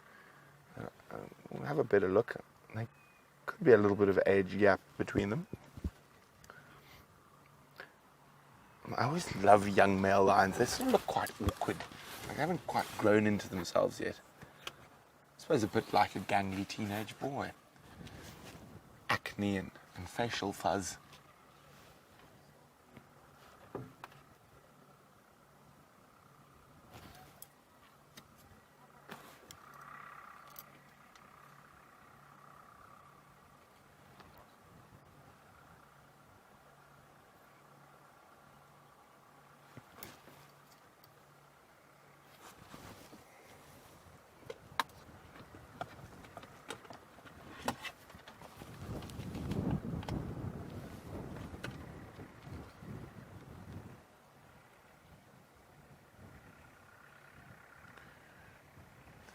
So guys, I need to be on the game drive radio for a little bit to try to organise the sightings that's coming in. It looks like we will be able to stay a little bit longer with the Tsalala Pride.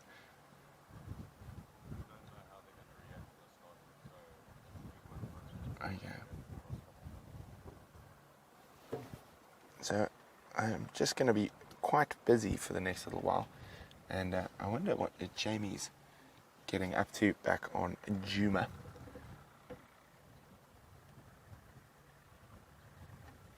So while I just chat away on the radio, and we'll be back shortly, we're going to jump back across to Jamie, who's on Juma.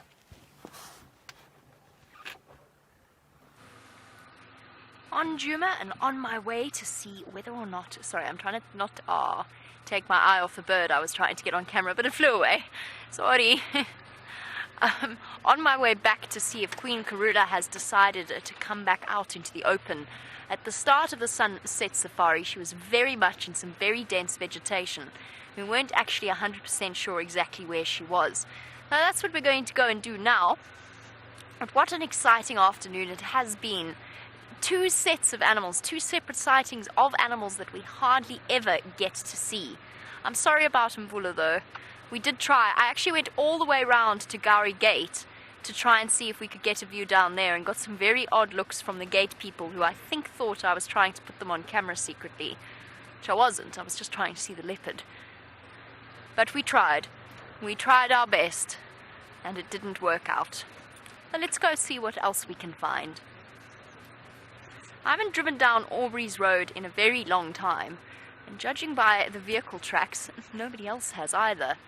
And we might actually even encounter tracks for Tingana, who I suspect, we don't know. We never found any tracks of him crossing out of Djuma. Tingana, by the way, for our newer viewers, is the dominant male leopard of this area. So he's the sort of Anderson equivalent of Djuma. Not quite as big, but nearly. He came onto the property a couple of days ago. We heard him sawing his way past the DRC, which is the main camp that everybody lives in. Not the Democratic Republic of Congo, the Djuma research camp. See if I can get this bird on camera at least. It's calling off in the distance. Where are you? I can hear an oriole. I just can't see it. It's whistling. It's taunting me. But yes, I suspect that... aha. Gotcha. Okay, it's quite far away. It's a bit further than I thought. It's on the top left-hand point of that marula tree that hasn't yet got its leaves at the back. Little bit down and to the left. Gotcha!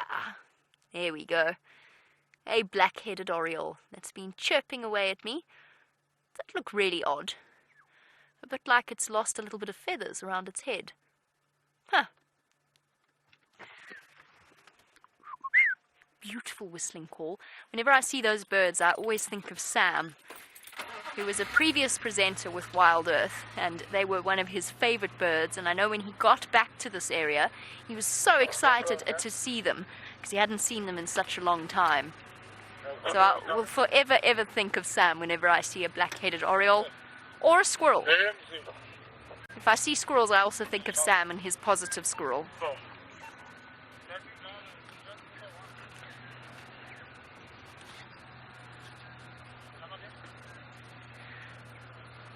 Very good question, I suppose, for somebody who doesn't know the area. I'm sorry, I threw that term out like you were just expected to know. So a very good question from Dispatch Griffin, who would like to know what exactly the Gowrie Gate is.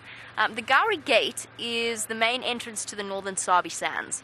So it sits, you can imagine it, I'm not going to draw you a map because I do want to get to see if Karula's around. So it sits right up in the top northwestern corner, if this is northwestern corner. Djuma is sort of here. Buffelshoek is sort of here. Manyeleti is here. And Simbambili and Arathusa are there. So it's the road at the end of Triple M, on the northern end of Triple M Road. That's the boundary between Arathusa and Djuma. And the main entrance point for all staff and private personnel.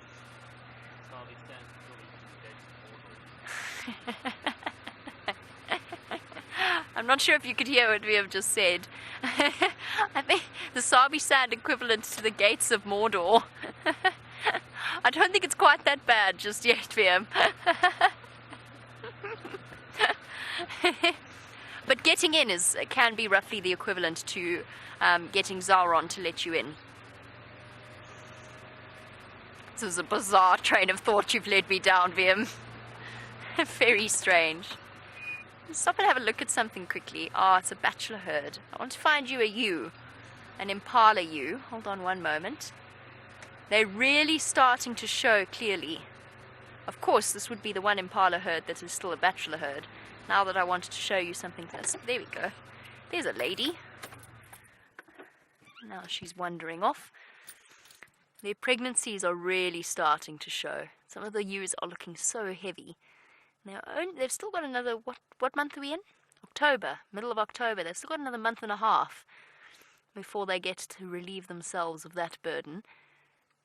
That's something to really look forward to. This time last year, I remember sitting with an impala ewe and actually seeing the fetus kick, which is a truly, I don't know, it's an amazing moment to see that movement.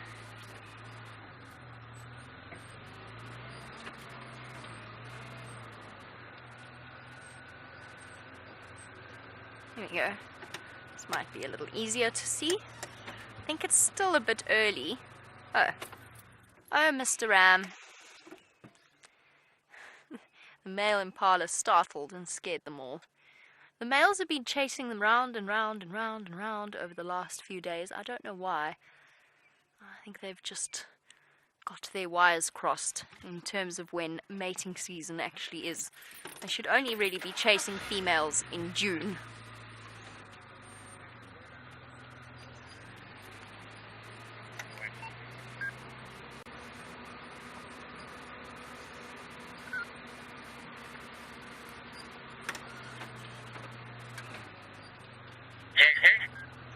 Sorry guys, I'm just listening to the Game Drive channel. Heard something about Karula. Okay, good,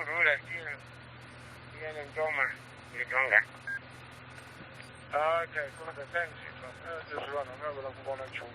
All right, thank you. I'm waiting.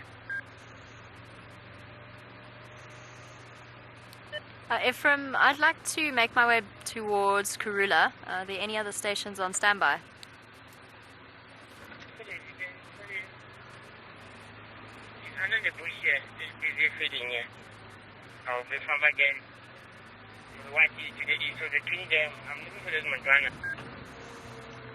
Copy that, thanks. I know Andrew did see one a little bit further south. If you keep following the Milwaukee south, there's a big jackalberry up on your right-hand side if you're going south, and you should see one of them up there.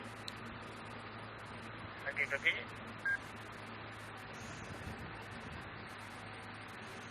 Ah, wildebeest. Let's go catch up with our wildebeest herd as well. It's actually really nice driving around this afternoon. We've had so many incredible sightings recently that we haven't actually been moving around Djuma as often as we usually do. And it's nice to just drive around and remind ourselves what's out there. Like this herd of wildebeest. Can you believe how big these babies have got? Hard to believe that these are the same little ones that were stumbling to their feet during wildebeest calving season at around December, beginning of January. It was the most incredible sightings that we had with them. I wonder if this is our wildebeest herd. When we last saw them properly, when we could still sort of identify them as our wildebeest herd, we had 10 baby wildebeest. Let's see if they start crossing the road now. Let's see how many we've got. One's already crossed, so we can tick one off.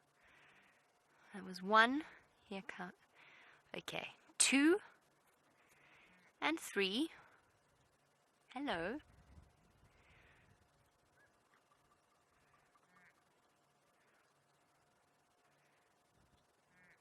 4, 5, 6. This might be a different wildebeest herd. 7, 8, 9, 10, and with an 11th calling somewhere in the background. Perhaps I counted wrong. Could this be the same wildebeest herd? Listen to the noises they're making.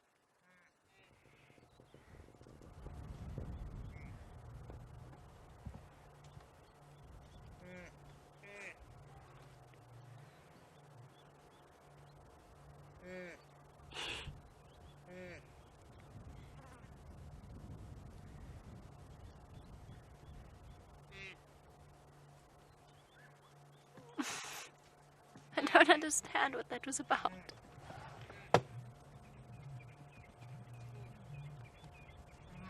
Oh, now we're all going back that way.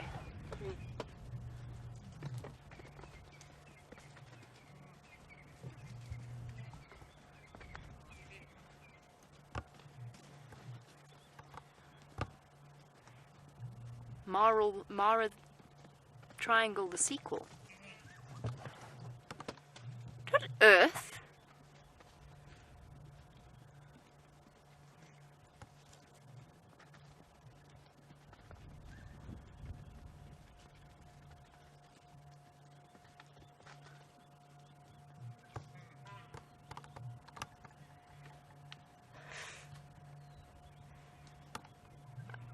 I have no idea what that is all about. Here comes the male.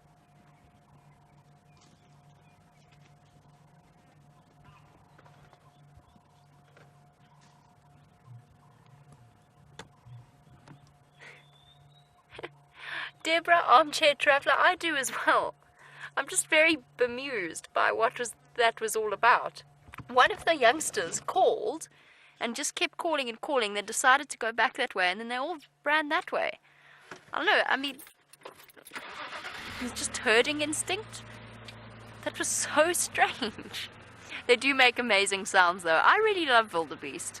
I find them, first of all, I find them fascinating, and secondly, I find them highly entertaining. I think there's something in their faces. They're gone now.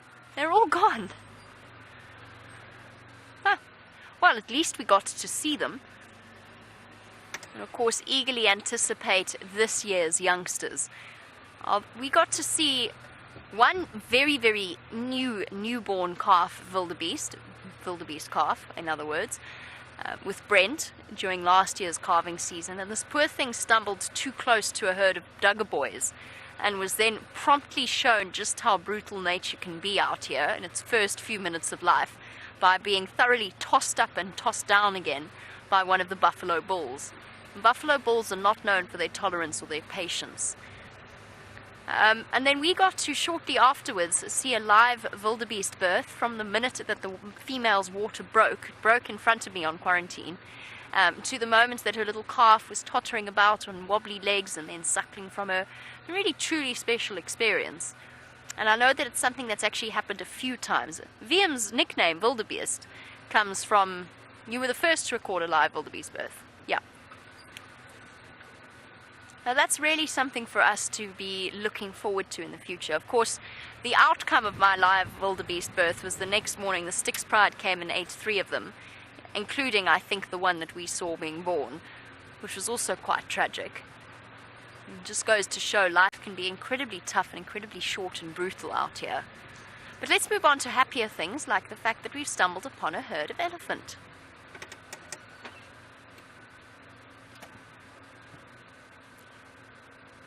Hello, elephants. They've also been wallowing in the mud. I doubt it's the same herd we saw earlier. Oh, there's a little one. Let's go forward a little bit. Could it be Benjamin? I don't think so. I think we've got to be careful of identifying every baby elephant as Benjamin. Here we go. No, definitely not Benjamin. Definitely doesn't have a wrinkly enough forehead, but still adorable. Plucking away at the sickle bush leaves. There's another little one as well. And the whole herd moving about there.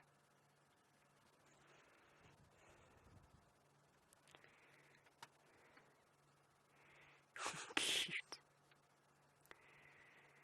Doesn't matter how many times you sit with them for ages, a baby elephant is still a fascinating thing to watch. Trunk looping and twisting around like a toddler trying to use its hands.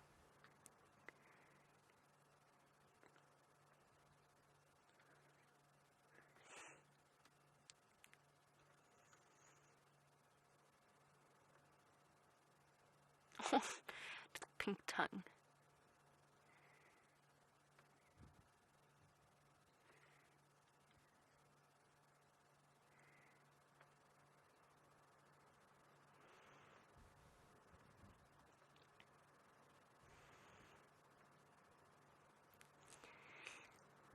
Musical in Colorado. We've seen, of course, the elephants throwing mud across themselves, but a good question coming through from you, because an elephant naturally will use its trunk to reach down, slurp up water, and then transfer that water from its trunk to its mouth. They never have to put their mouths directly in the water. Hello, Impala. Yes, you're also handsome. Musical in Colorado. I'd like to know how elephants prevent water from getting into their lungs. Do they have a blocking mechanism at the top of their trunk? I don't think so, but I don't know for absolute certain.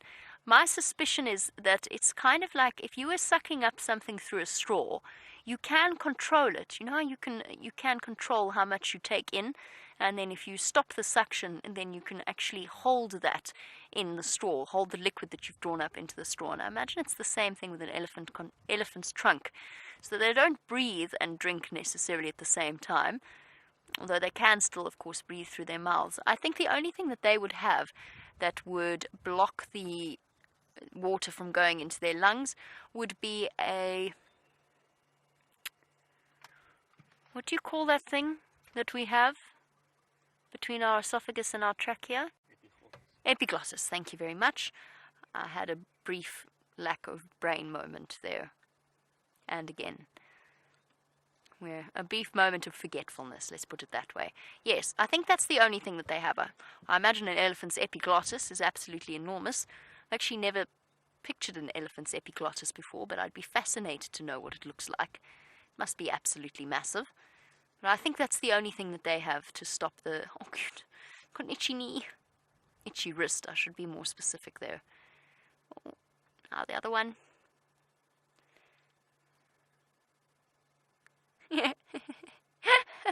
And arabesque and down. No, that's not going to be very yummy, I don't think, little one. I suppose investigating it is worthwhile. Maybe there's a bit of bark there.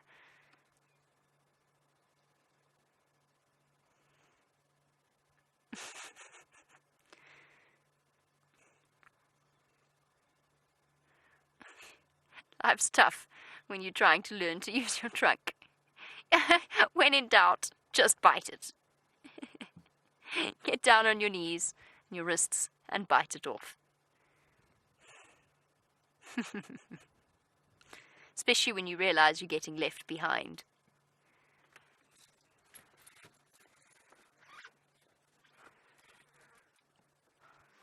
Okay, little one.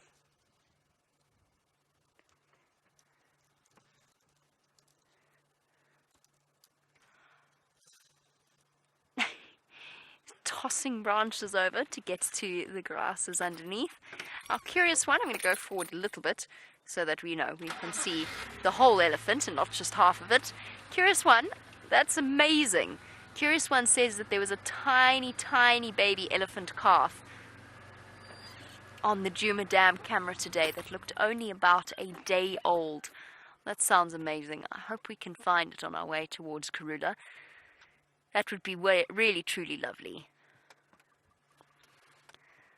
Okay.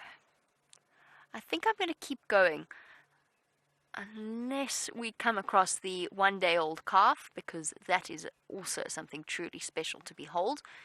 When they're still all pink and wobbly and shaky on their legs and furry. The little elephant calves are so, so furry. I think we're going to keep going towards Karula. It's going to start to get dark. We don't have infrared lights on Jigga.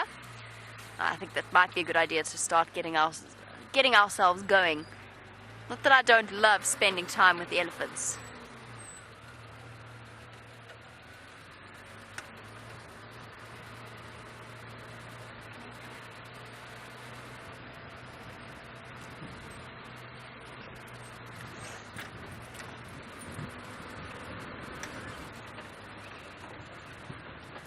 I'm also a little bit concerned that Karula's going to up and leave us. Hopefully she goes to investigate that daycare, because as long as she checks the bottom of that jackalberry tree, she'll find it. It's not where she left it, but it's very, very close. I'm hoping that's what she's going to do. And that will just prolong the period of time that we are able to spend with her, because she's spending a lot of time south of our boundary. And also, it would mean that, she's got an extra meal, that she doesn't actually have to go out and hunt again. And with 2 growing little cubs, she needs all the help, well, not help she can get, she needs all the food that she can get. The other amazing thing is, or just interesting, it's an observation, sorry Impala, is that if our hyenas had still been denning on Djuma, there's no way Karula would have kept her impala kill last night. She didn't hoist it. It was on the ground. When our hyena den was still around, our hyenas were patrolling that Mulwati drainage the entire time. And I think the fact that it was an adult male impala made it very, very difficult. Not a light antelope. Here we go, some more pregnant ewes. There are black stripes across the bottom and on the tail. Okay. Nope. Stop getting distracted, Jamie, and let's go back to Garuda.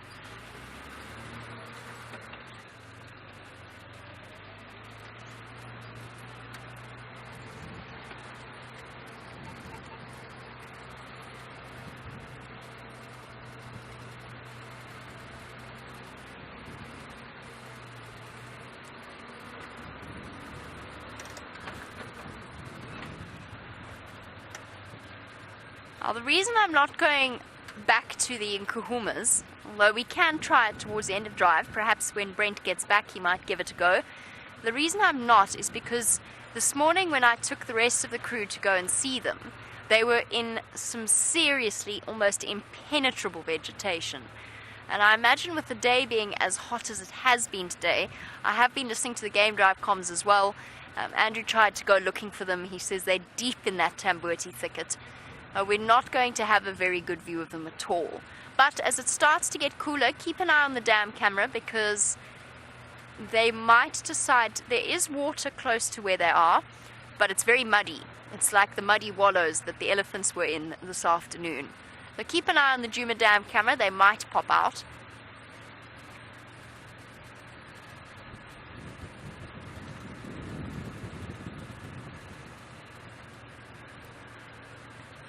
Who knows?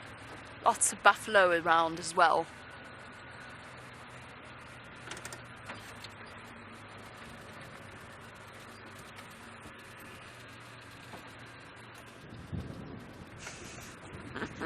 No, because the game drive comms are mixed up. I mean, the FC comms are mixed up. Or something. I don't know. Something's gone confusingly wrong. Alright. So, while we skirt on past these more Impala to go to Karula, let's head across to Brent for an update.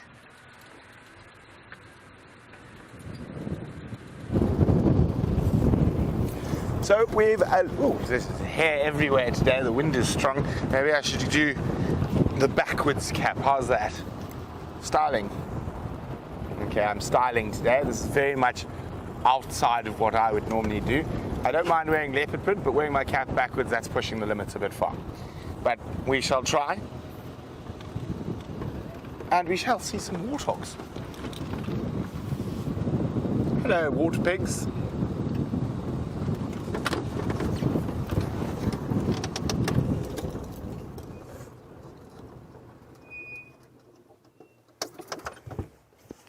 Well, one water pig, the others have departed into the Ngwari thickets. And we have a female warthog on her knees to get to that good grass.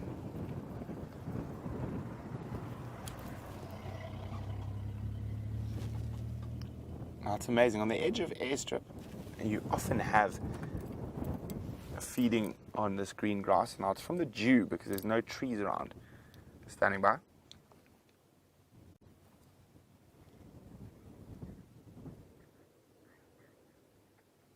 FM, what's the lineup like?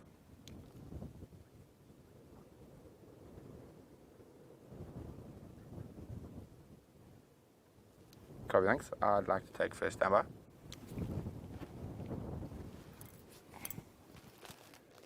Now you heard me on the radio. What could I have been talking about? Well, there's definitely a warthog where we're going. But there's also the biggest male leopard in the Sabi sands. But we're not quite there yet. We're still on first standby. Jean-Ray is literally doing a dance for joy behind me. So we are going into looping mode again. And while I think about looping, oh, what a wonderful pair of steenbokkels. Oh, there were a wonderful pair of steenbokkels till I mentioned them. Now they are disappearing bokkels.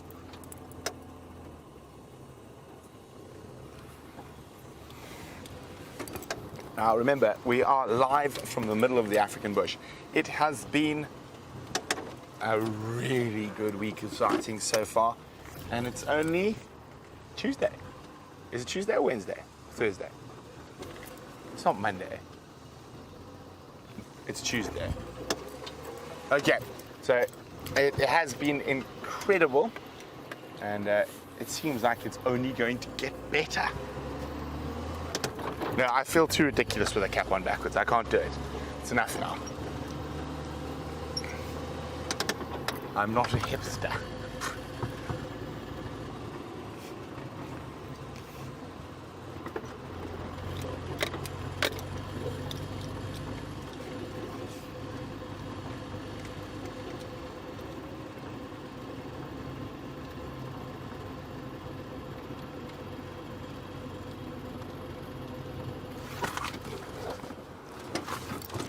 Well, a big welcome to Ellie and Trinity, who are being homeschooled in the Midwest of the USA. Now, I feel like I'm a teacher now, but no school in their right mind would probably let me near any children. I'll teach them lots of bad habits, like how to put drawing pins on teachers' chairs. But, carrying on, Ellie and Trinity would like to know if the rainy season's arrived, and do we get big thunderstorms and hurricanes like they do? Now, we don't get hurricanes or tornadoes here. We do get very big thunderstorms. Now, we're a little bit early. We did have some early rain, and that's this lovely greenery you're seeing on the ground in front of us, but very little, only about 30 mils. I'm not sure what that is in inches. Much less than an inch. Probably 30 mils, an inch. I think your maths is somewhat. Anyway, well, let's see. Who can tell me how much 30 milliliters is in inches?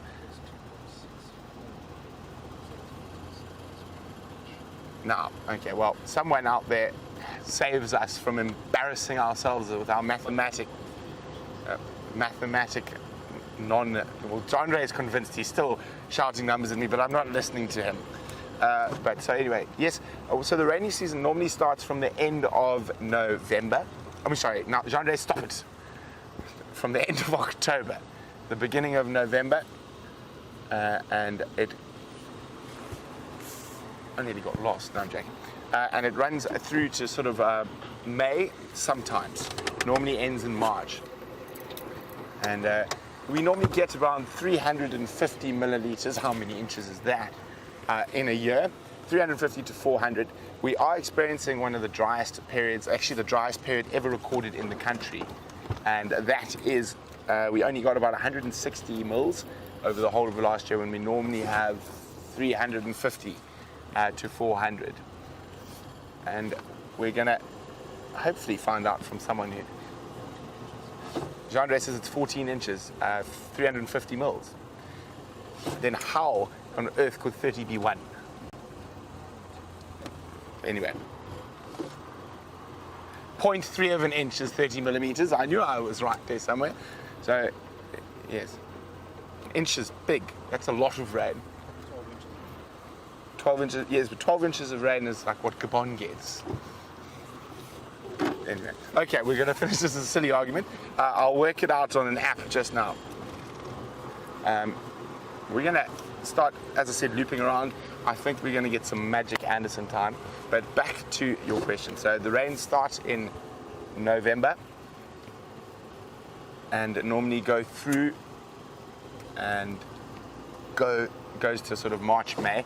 And as I said, 350 mils, and hopefully we're going to get that this year. So if we have just a nice normal rain, I'm very excited, and the grass will come. But already our summer is starting to explode. Our migratory birds, we saw that steppe eagle that's migrated all the way from Russia, from Chernobyl, to visit us for the summer months.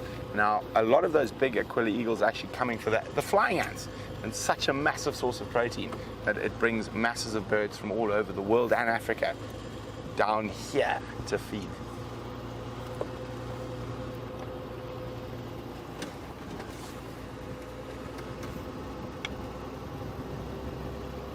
Okay, exciting times. I can't see that far, John. That is, there we go.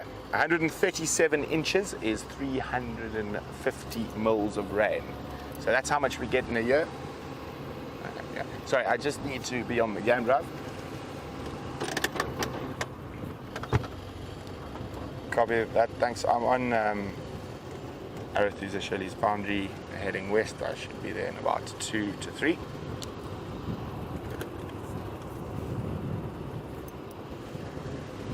Oh yeah, I'm going to start speeding towards the Anderson Mail. While I do that, let's go to Jamie and see how her search for Karula is going.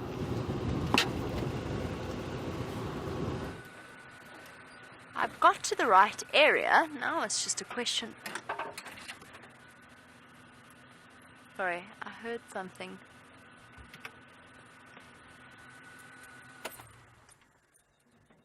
I was just wondering if perhaps it's not alarm calls at her moving away. I've got to the spot that Karula was in. Now it's just a question of whether or not she is in fact here. Let's go and investigate, shall we? She was here earlier. She might be thinking about moving back towards that Dacre kill.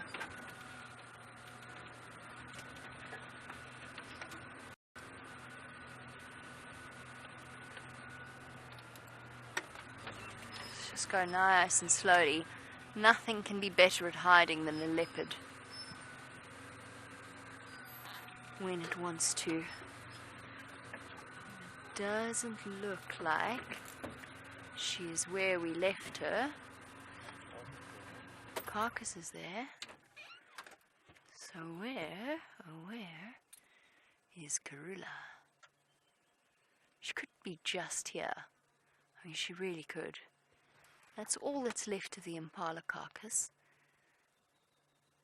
That's why I was stopped for those, what I thought was alarm calls. Just checking to see if she's not in one of the trees. She's not up in the jackalberry, and I don't think her anywhere cubs are either.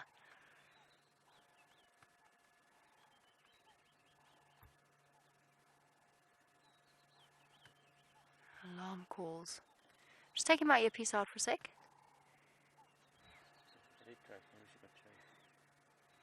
You can hear the guinea fowl. It sounds like leopard. Oh, that sounds like very frightened guinea fowl. Let's just go investigate a little bit up Mumba Road. I think she's going back to that Dacre kill. In fact, I wonder if we shouldn't go and wait there. It's a gamble. She might have gone south. As VM said, there are elephant tracks here, which means she might have been chased. That's also a distinct possibility. Don't think she's here. She could be. She could just be over the top of the mound. But those guinea fowl alarm calling, I think I heard a monkey as well when I stopped earlier. And I think all the evidence points to, I know what she's going to do. She's going to go have a drink. I think she's going to do. I don't know. I think she's going to go have a drink at that puddle on Battalier Road. And then she's going to go to the Dacre carcass to investigate. Let's try and get there quite quickly. Now, to Mulwati or not to Mulwati? I think we're Mulwati. We might catch her along the way. She might even have decided to walk along here.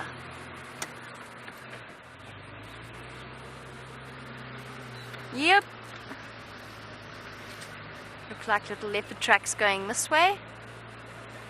It's all being stepped on by elephants there. But I'm relatively certain I saw leopard tracks going along here.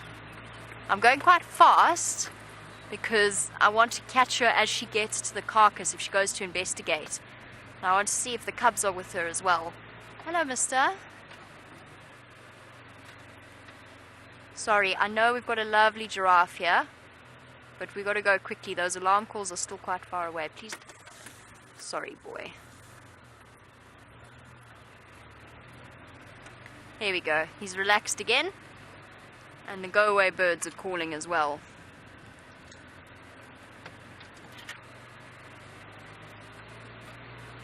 She's somewhere here.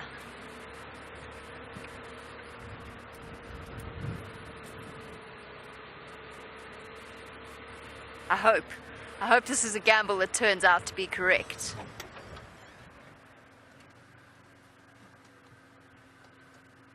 Oh, go-away bird's gone. I just stopped to look at which direction it's looking in. She should remember that she's got that Dacre kill? Or did the impala put it right out of her mind?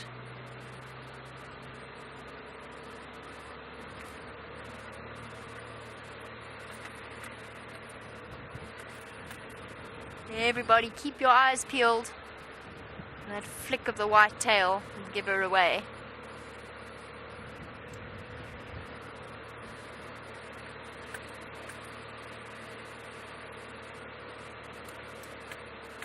Where are you from? Yeah.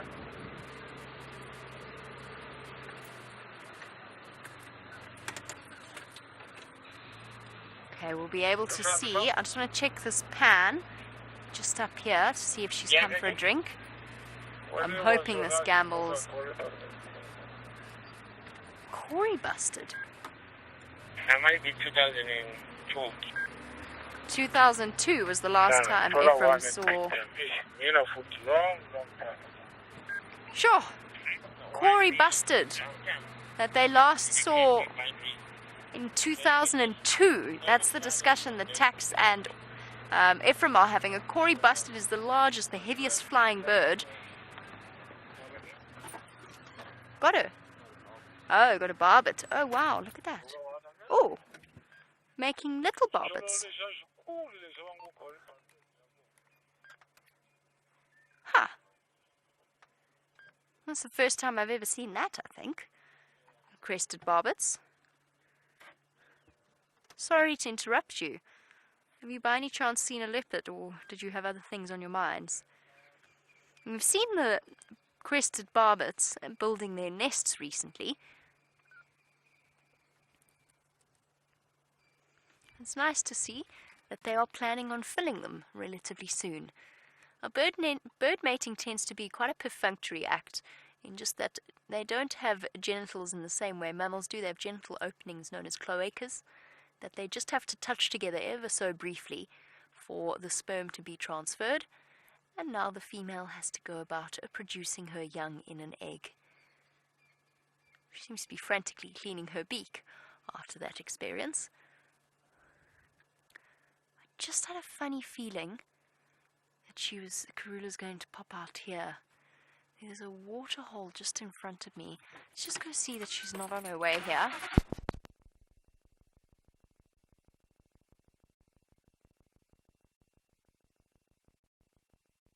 I'm going to do some scouring for our... Sorry, I don't know what that was. Didn't quite hear that. Oh, it's gone silent. We've gone silent. Okay, we need to sort things out. So we're going to send you across to Brent and we'll catch up with you shortly.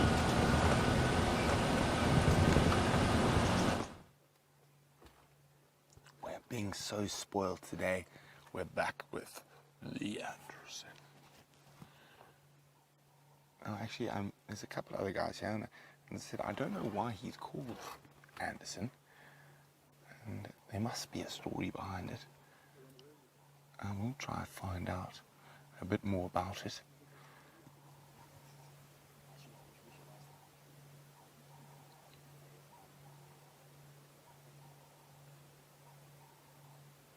He's back on that warthog carcass.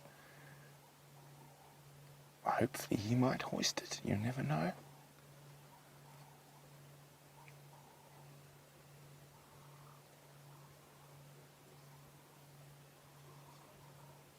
Yes, look at that. Looking up. Take it up the tree, Mr. Anderson. We would like to watch that very much. Oh, he's beautiful. I'm just going to ask, Tristan, do you know why he is called Anderson?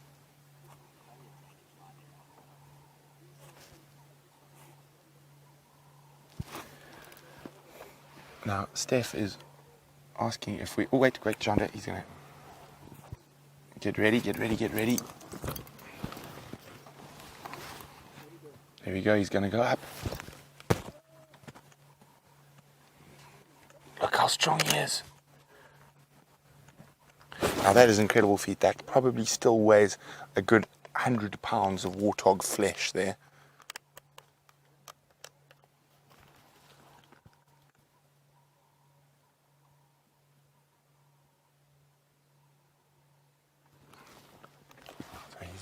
the best route up. Look how he's just peering up.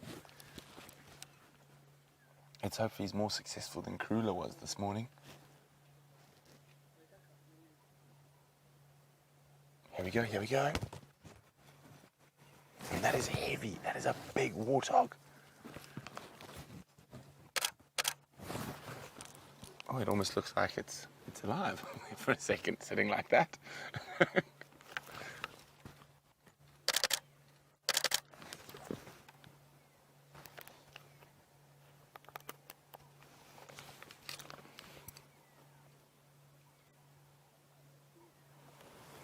He keeps looking up the tree. He knows the sun is setting, and there are a good population of hyenas around here. He wants to get that carcass up and safe. Now have a look. It's a big female warthog.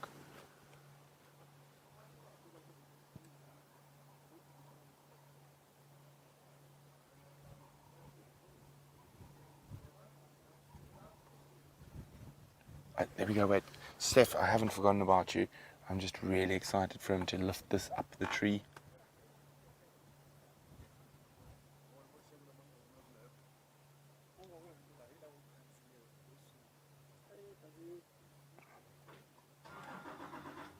So while he decides he might need to eat a kilogram of more meat before he takes it up the tree, Steph is wondering, whereabouts are we? I said, yeah, he's going to eat a bit more. Bring that weight down a bit. Steph was wondering exactly where we were in Arethusa. We are quite far west. We're just to the east of the Elephant Plains boundary on a road called Central. I'm just going to move into a different spot quickly.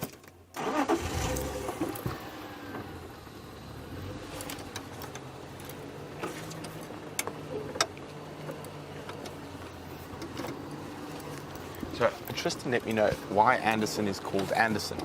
Now it seems a silly name for a leopard, but we've got a leopard called Quarantine. So it's the name of a little dry riverbed in Malamala.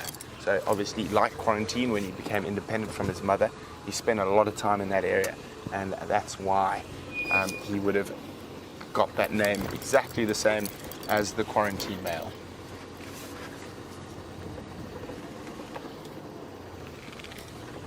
Are you happy, Jeandre? Happy. Jeandre's nodding his head furiously.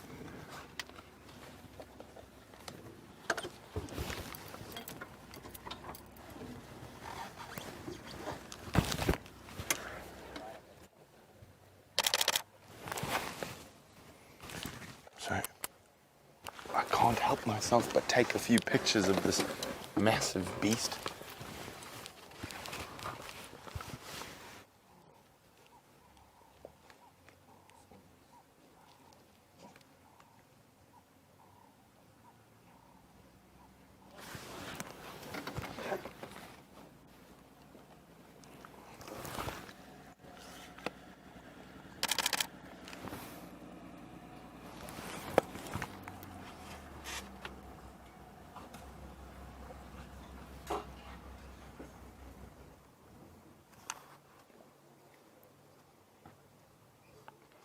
So I know this is possibly, for a lot of you, the first time you've ever seen this leopard. So remember, share your screenshots on our Facebook page, #SafariLive on Twitter. We'd love to see them. And remember, there's also all the different fan groups created by you, where you can share your experiences on the Safari Live journey with everyone out there.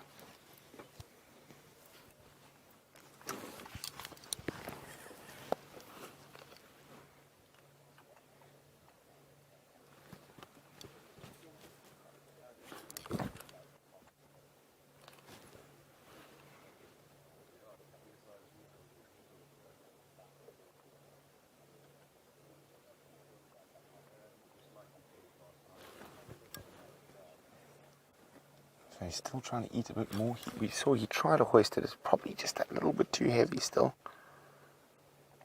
And the problem with an animal like a warthog is you'll find that he's quite capable of lifting the weight. It's just where the weight is balanced. There he is looking up I love it when leopards do that, when they raise their eyes to the sky.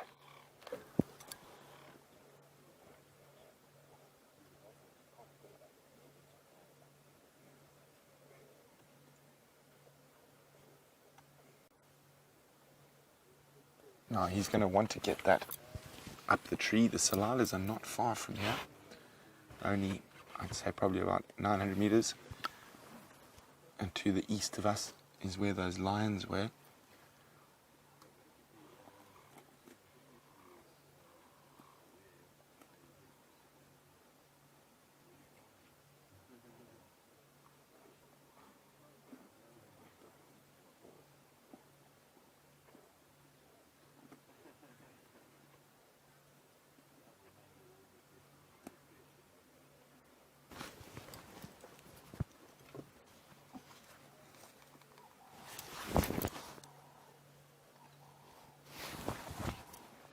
Now I know you guys must be just enjoying soaking up being in the presence of Mr. Anderson, just like Jeandre and I are. The sun is setting, so if he doesn't hoist that, we won't stay here after dark.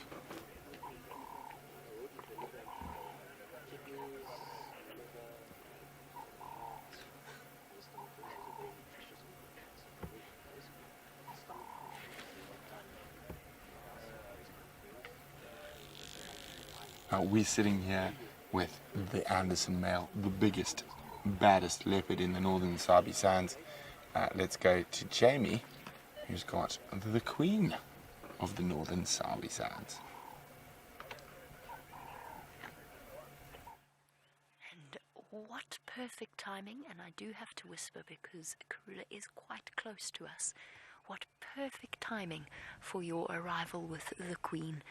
We have indeed managed to find her, and she's calling.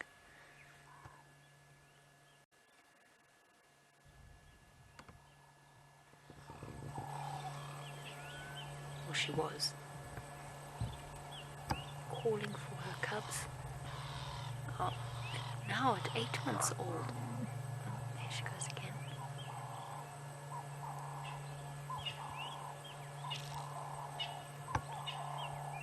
See which one decides to come out first.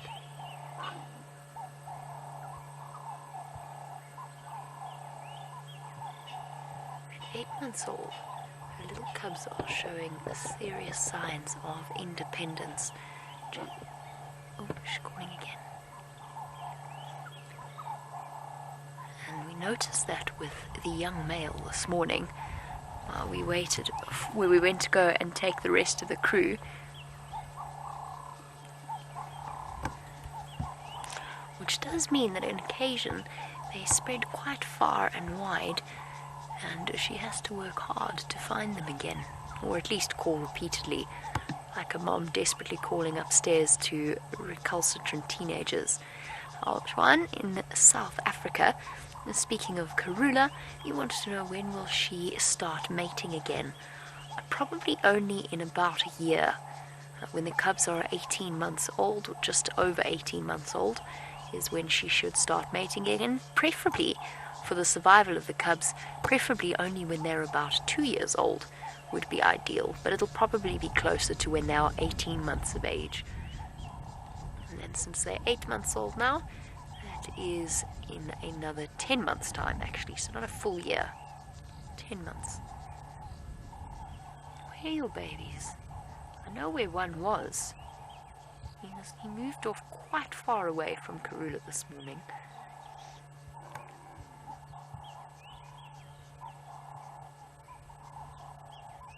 The Cape turtle doves, or the ring-necked doves, are making such a noise. It's amazing if those cubs can actually hear over the sound of them. I love that sound.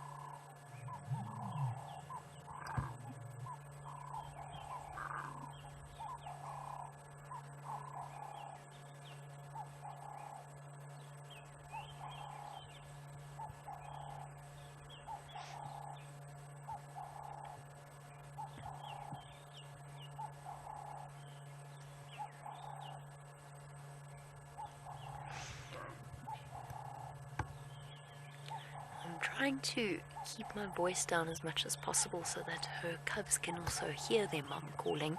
Selena, wondering, I've obviously been with the Anderson male. Shane, she's calling them, but she's too round to move. Sorry, Selena. You're wondering if male leopards kill cubs like male lions do. Yes, they do. If a male comes into a territory, he will, and it's a new territory to him, he will kill all of the leopard cubs he finds. The same applies to nomadic males, young dispersal males, and older disperser males. They will instinctively kill cubs of females that they haven't mated with. But generally, it's in those rare situations where a dispersal male has stumbled upon them. So Tingana, for example, would not be a threat to Karula's cubs since he has mated with her and could be the father. Same way Anderson was not a threat to Shadow's cubs since she had been seen mating with him. Come on, little cubs, out you come. Sitting and waiting. Okay, while we wait for the cubs to pop out, let's go over to Anderson, see if he manages to get it up the tree.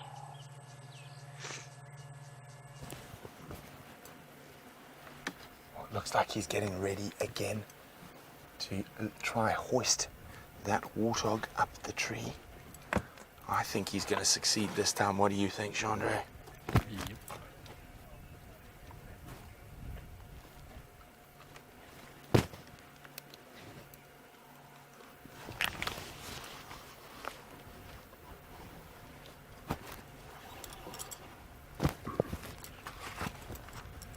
Oh, now he might eat a little bit more again.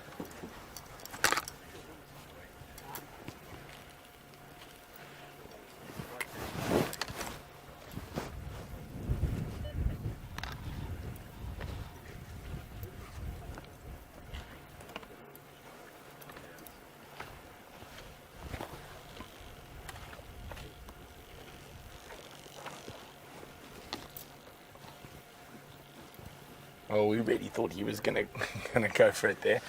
All he did was turn his back to us. Isn't this exciting? The Anderson male. For the third time ever. Twice in one day, Chandra. Chandra is very happy. So am I.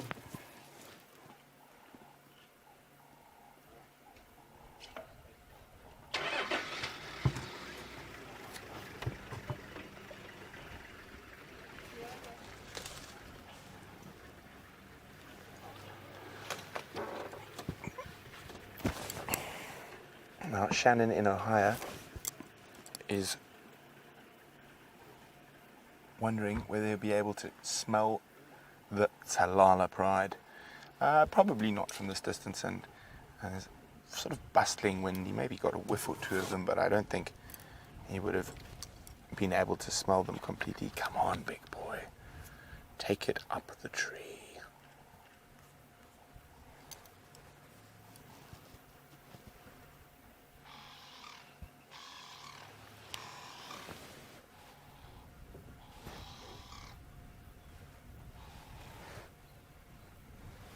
He's thinking about it. You know, as it gets darker, the chances of him losing this carcass to another predator become higher and higher. There we go. Look at that. Look at that incredible strength. Oh, he nearly fell over. Look how high he's taken it. Absolutely incredible. Wow. Wow, wow, wow, wow.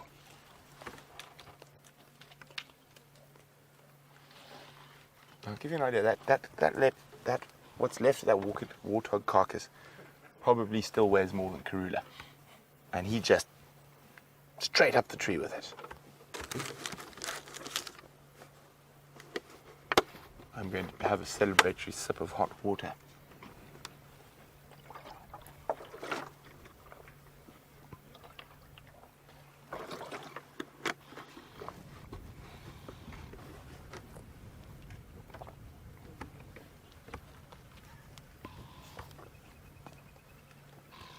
Okay, we're gonna have to move now because there's other people waiting.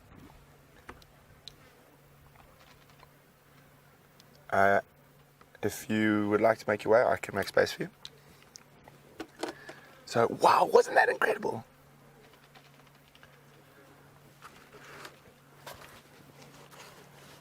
Okay, isn't that incredible? So, speaking of another incredible leopard, I'm sure he's going to be here tomorrow, but let's go back to Queen Karula.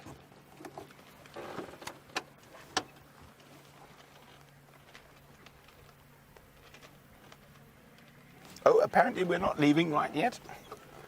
You're still with us. Jamie found a gremlin. I'm just going to move to the other side of the tree and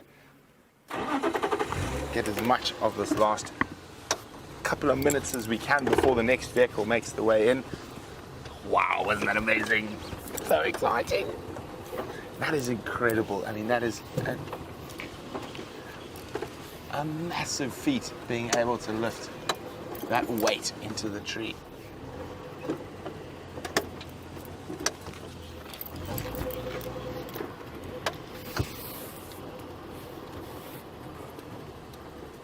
Tell me when, Jean-Andre. Watch yourself there.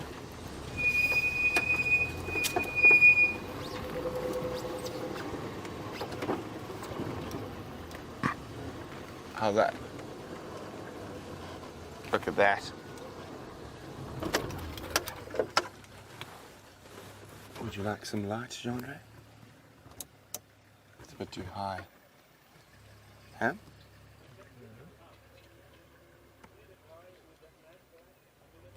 There we go. So as I said, okay, we're going to enjoy as much as we can for now, and then are going to have to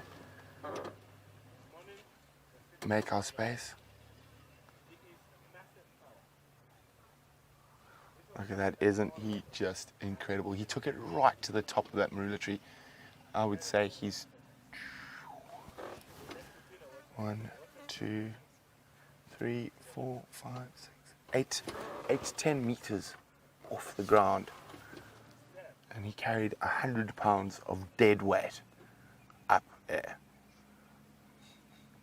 So about 50% of his body weight he just carried up a vertical tree for 8 meters, 9 meters. What's that in feet? I don't know. 20 foot, 22 foot more. 30 something according to Jean-Andre. I believe Jean-Andre. He studied to be a doctor, so he must be good at maths.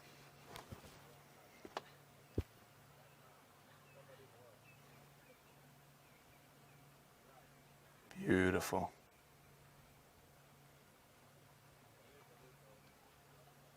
That's a funny licking motion he's got going there.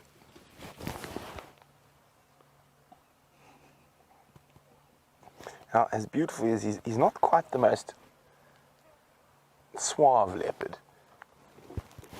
I mean, we saw him have what's it, a spit yo-yo earlier on the drive, and then that very strange sideways licking motion. So he's not even feeding now, he's just got that carcass up into a position of safety as the sun is setting.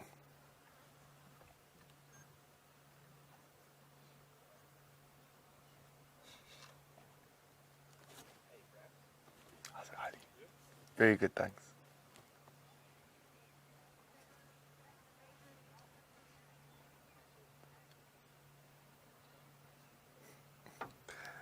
Deb in Ohio says her friends could not understand her excitement of Anderson hoisting that warthog.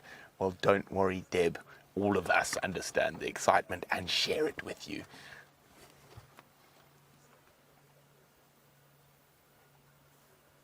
Absolutely. I was going to say a naughty word. Absolutely something marvelous. To quote an old British sitcom. Absolutely marvelous.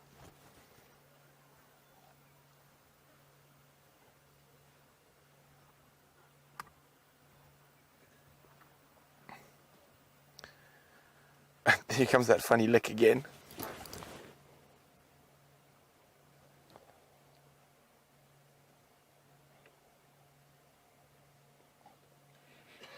He's a funny looking chap, isn't he?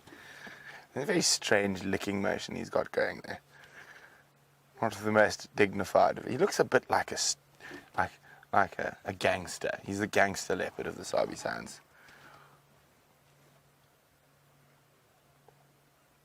He is a very, very exquisite specimen, though.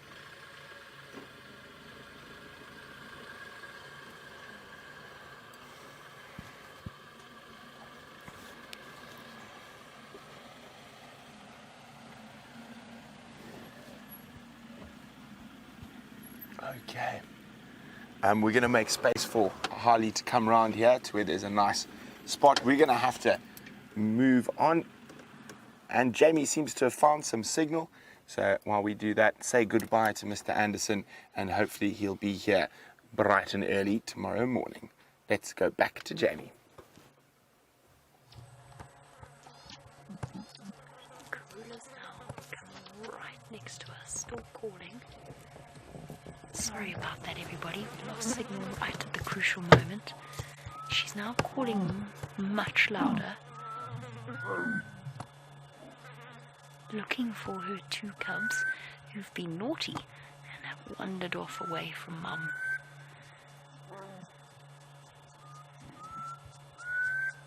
Here comes one. Here comes a cub. I see you, you little thing. Come on.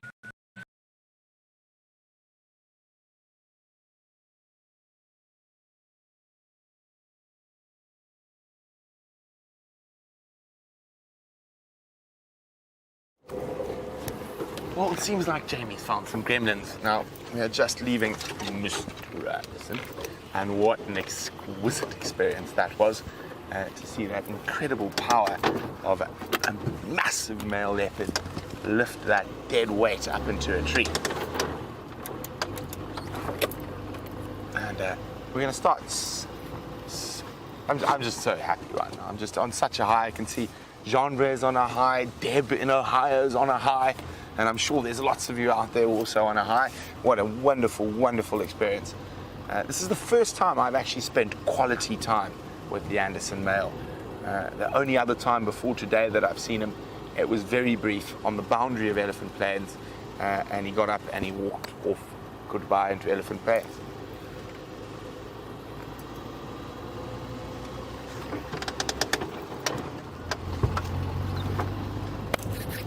What a splendid evening. I'm so happy, so very happy. Remember, this is 100% live, so you witnessed that live. And remember, if you want to share any feelings about watching that male leopard go up the tree, please do so. Hashtag Safari Live on Twitter. Actually, I've got a better idea. We'll play the one-word game. So tell me,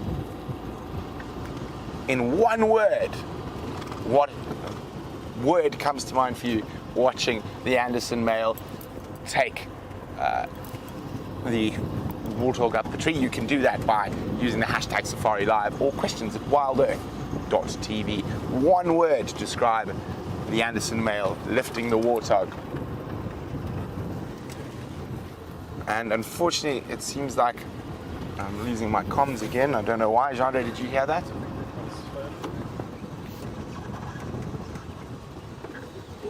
Okay, we've actually got a slow-mo of him going up the tree. So I don't know. Are we ready to play at final control? Okay, so while we carry on driving, so they're going to play a slow-mo of the Anderson going up the tree. Remember, one word to describe the Anderson ascending that tree with the warthog. Hashtag Safari Live, questions at wildearth.tv.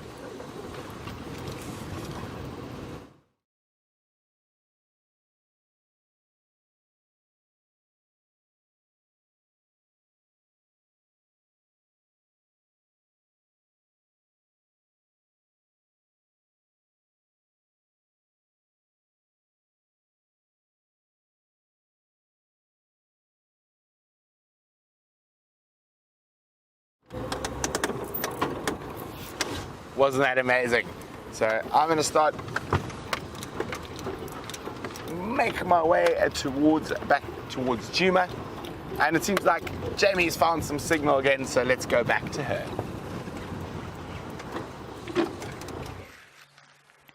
Sorry about that, everybody, but as you can see, a happy reunion with one of the little cubs. Karula's still calling and searching for the second. Now, this isn't anything to be concerned about. The cubs are roaming further and further afield as they get older, showing more and more signs of independence, and Karula probably has to do this on a regular basis.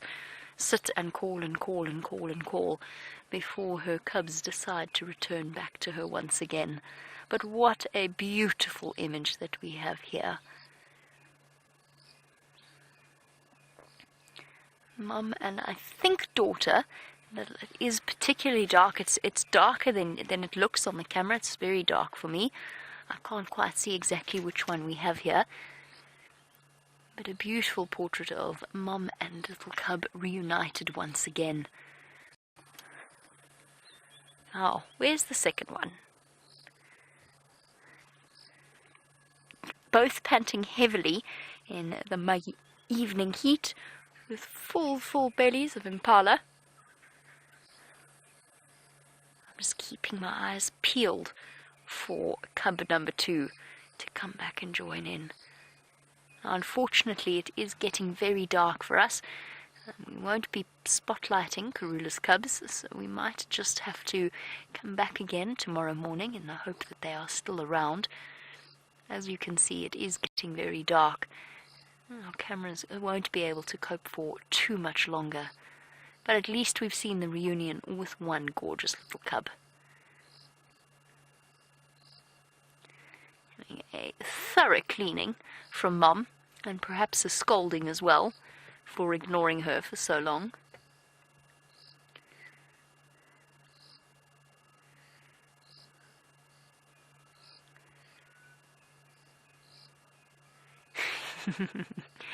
Headbutt.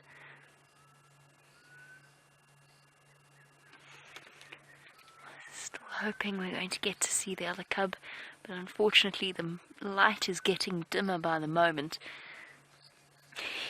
They're also now very much blocking our route out of here. We might have to go all the way down the Mulwati in reverse. Oh, big yawn. But that's okay. Entirely worth it to spend moments like this.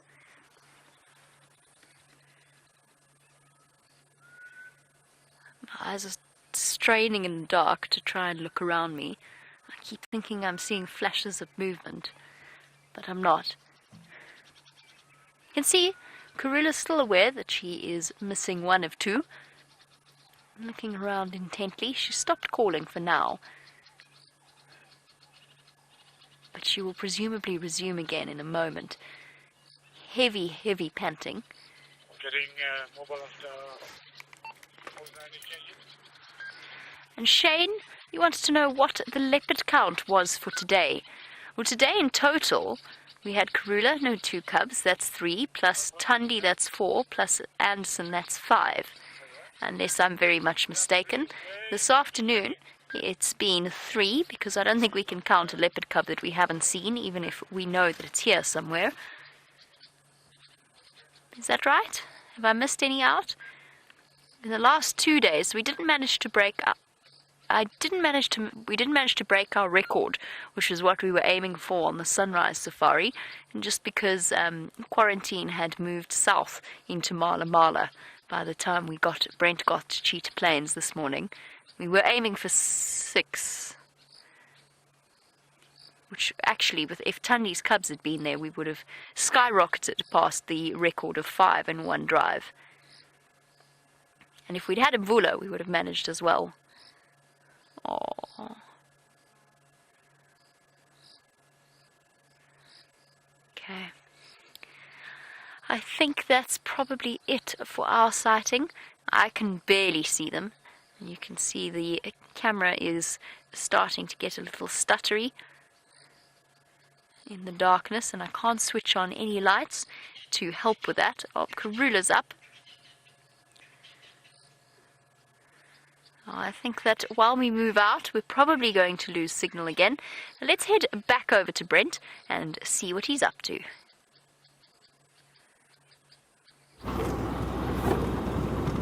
Well, we're just basking in the wonderfulness of this sunset safari.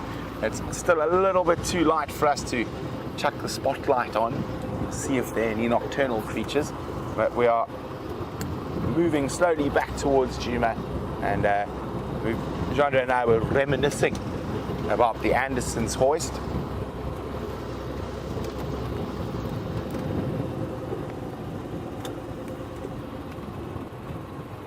There we go, we've got some one-worders in. Gail says great, and Leslie says brute. I like that, Leslie, that's a good one. Jean-Andre, what's your one word? Woo! There we go, Jean-Andre is woo! What is my one word?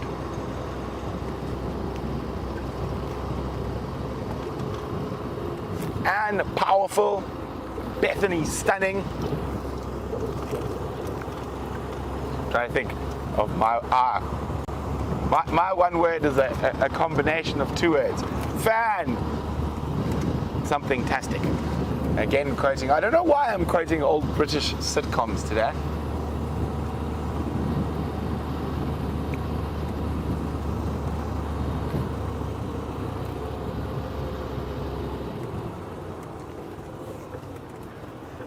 I didn't quite hear that. Willow, who's 4 years old, has got a great word. I'm just trying to hear it. Well, Willow, you win the one-word competition. I don't care what's coming next. Willow wins with the word boink-a-doodle-doo. Well done, Willow. I think that's fantastic. So, we're going to have to get Jean-Andre every time he sees a leopard hoist, he's going to have to go boink-a-doodle-doo. Definitely. Here we go. Just bypassing. Hello, hello. Okay. Good, nice. Good.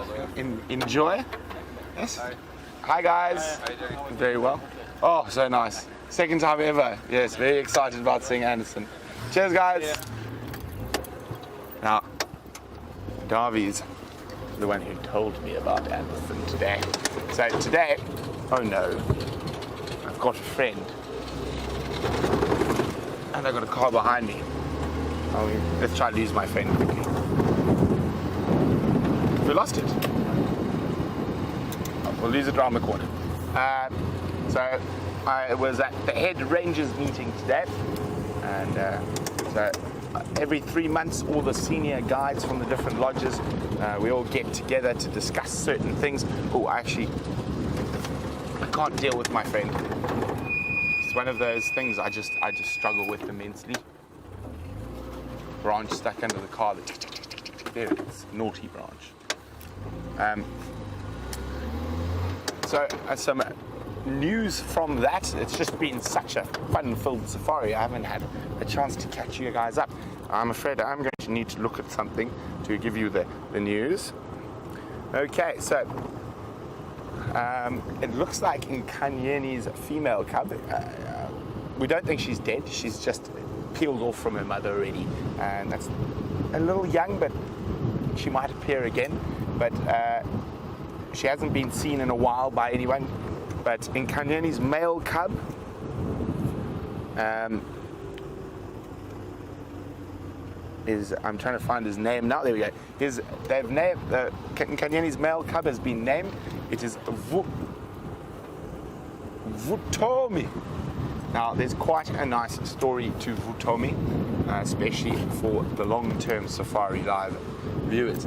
Now, when I first started driving around on Safari Live, I used to get a lot of questions from a young lady named Shanae in New Zealand. Now, Shanae in New Zealand used to ask some very complicated questions about guiding and etc. And her dream was to become a field guide. Shanae is now a field guide in the northern Sabi Sands, and she works at Nkoro, which is at the end of this road. And so what happened was that male cub disappeared for quite a while. No one saw him. He was always assumed to be dead. Then when Shanae and her tracker first saw it, Shanae burst into tears and said, "He's alive! He's alive!" A bit like Dr. Frankenstein, I assume. I'm only joking, Shanae, if you see this. But of course, she was so excited that leopard cub was alive. It was her favorite. It was her first leopard cub since she'd been guiding. And she asked her tracker, "Chris, what does alive mean? What is the word for alive in Shangaan?" And it is Vutomi. So there we go. That is Nkanyeni's male cub. We can stop calling him Nkanyeni's male cub. We can now call him Vutomi. So there we go. That's some news from the head rangers meeting. And what other news is important for right now?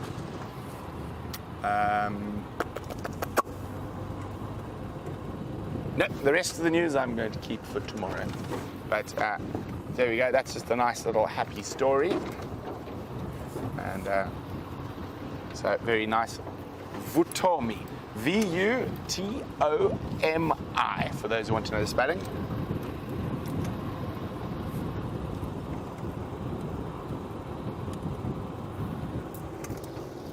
Oh, it's just no pleasing you guys.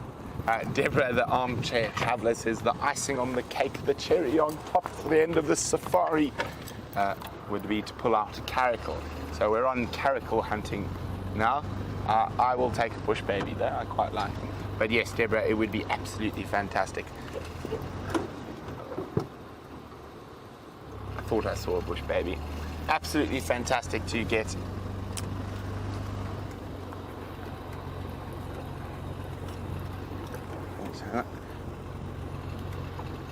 Thank you. Thank you very much, stations. I'm crossing back to the north. Great afternoon. Yeah, just.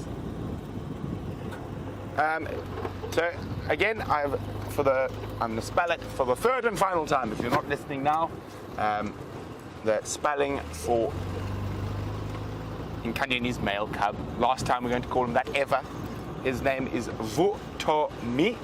V-U-T-O-M-I. Vutomi is the name of Nkanyeni's male cub.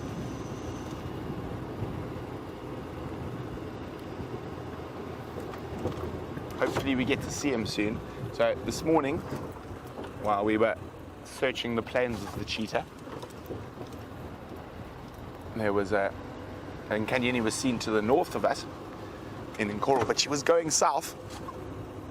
But bad luck for us, good luck for her. She caught a duiker just before the cheetah plains boundary and then dragged it away from our boundary. So we're not probably going to see her for a while. But you never know, she might make an appearance.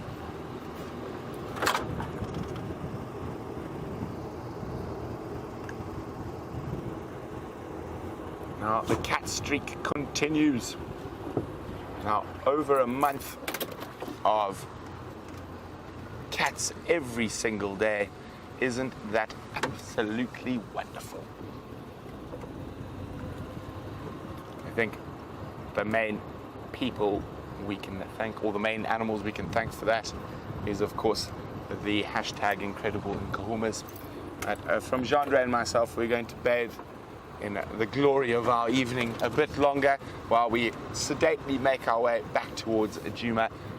We thank you for joining us. We thank you for the questions and comments. And Jean-Dre, can you remember what the word was? Boink-a-doodle-doo. There we go. On three. Boink-a-doodle. On three, Jean-Dre. Just a little bit. Okay. Okay. 1, 2, 3. Boink-a-doodle-doo! Bye. We'll see you in the morning. Back across to Jamie.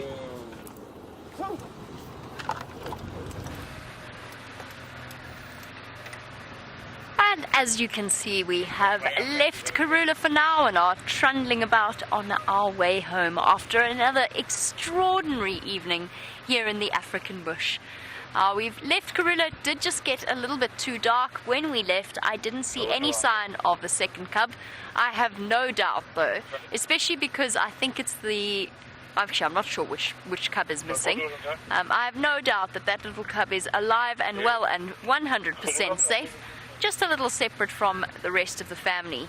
I think they're going to start doing that and spreading further and further afield, and perhaps even acquiring the amazing feigned deafness that teenagers have mastered around the world.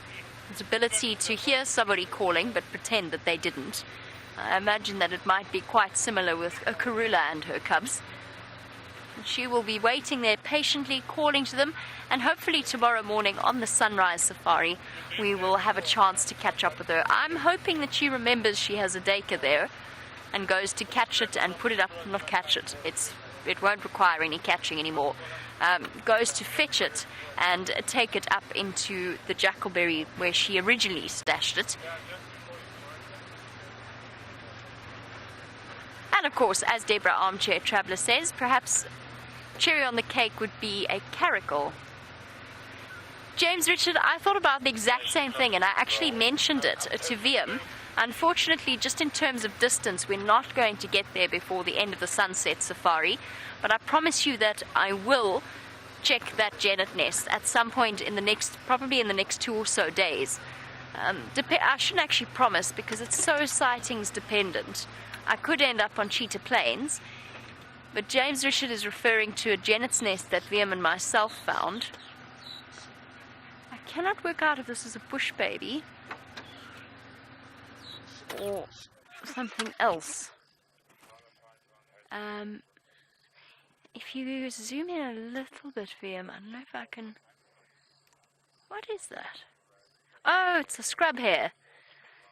It's a scrub hare. It's slightly to the left of that. It's a scrub hare. Sorry, scrub hare. Okay, it's definitely not worth stressing over too much. I thought perhaps it was a bush baby on the ground. Definitely not as exciting as I was thinking. Not that scrub hares aren't, just that that view is not very good at all. But yes, I will check the genet's nest. I'm hoping we encounter it again. I must actually get hold of one of Brent's camera traps and set it up there and see if we're correct about my assumption that it's an actual nesting site. You might even get to see little genet babies. I've caught 5 baby genets on a camera trap before. A camera trap, by the way, is not an actual trap. It's a motion-censored camera. For those of you who think that I'm trapping genets, I'm not. It is a motion-censored camera that takes a picture when something goes past. And I've seen 5 baby genets with a mother before. Perhaps we could even see that. Who knows? But that is definitely something I will do over the next few days. Just depends on where we happen to end up at the time, at the end of the sunset safari when genets are popping out. I'm excited though. I think that would be amazing if we could sit with it for a long period of time and get it to relax with us and our presence. That would definitely be very special. And so we come up to the end of our sunset safari. What a marvelous sunset safari it has been. One way or another, by hook or by crook, I will be going to Anderson tomorrow morning. I've never seen him before. I'm hoping now that he's got the warthog up in the tree, he will still be there tomorrow and I'll be able to meet him for the first time. I've only ever seen screenshots of him, so I'm very, very eager to have a chance to get to meet him. Heard so many stories and I've tried so many times to track down the Anderson male. Definitely time to make his acquaintance. But we've had a marvelous day, so many different things to see, and of course the marvelous time spent with the Queen and her cubs, who will hopefully be there on the sunrise safari tomorrow morning. For now though, it's time to do our goodbyes and our thank yous. So a big thank you to VM for his wonderful camera work, and to Kirsty and Jerry in Final Control for keeping us under control. And most importantly, a thank you to all of you watching wherever you happen to find yourself. I do hope you've enjoyed this afternoon's sunset safari and that you are looking forward to many more. Until then, have a wonderful day. Happy Thanksgiving to our Canadian viewers, and we'll see you for the sunrise safari. Bye-bye, everybody.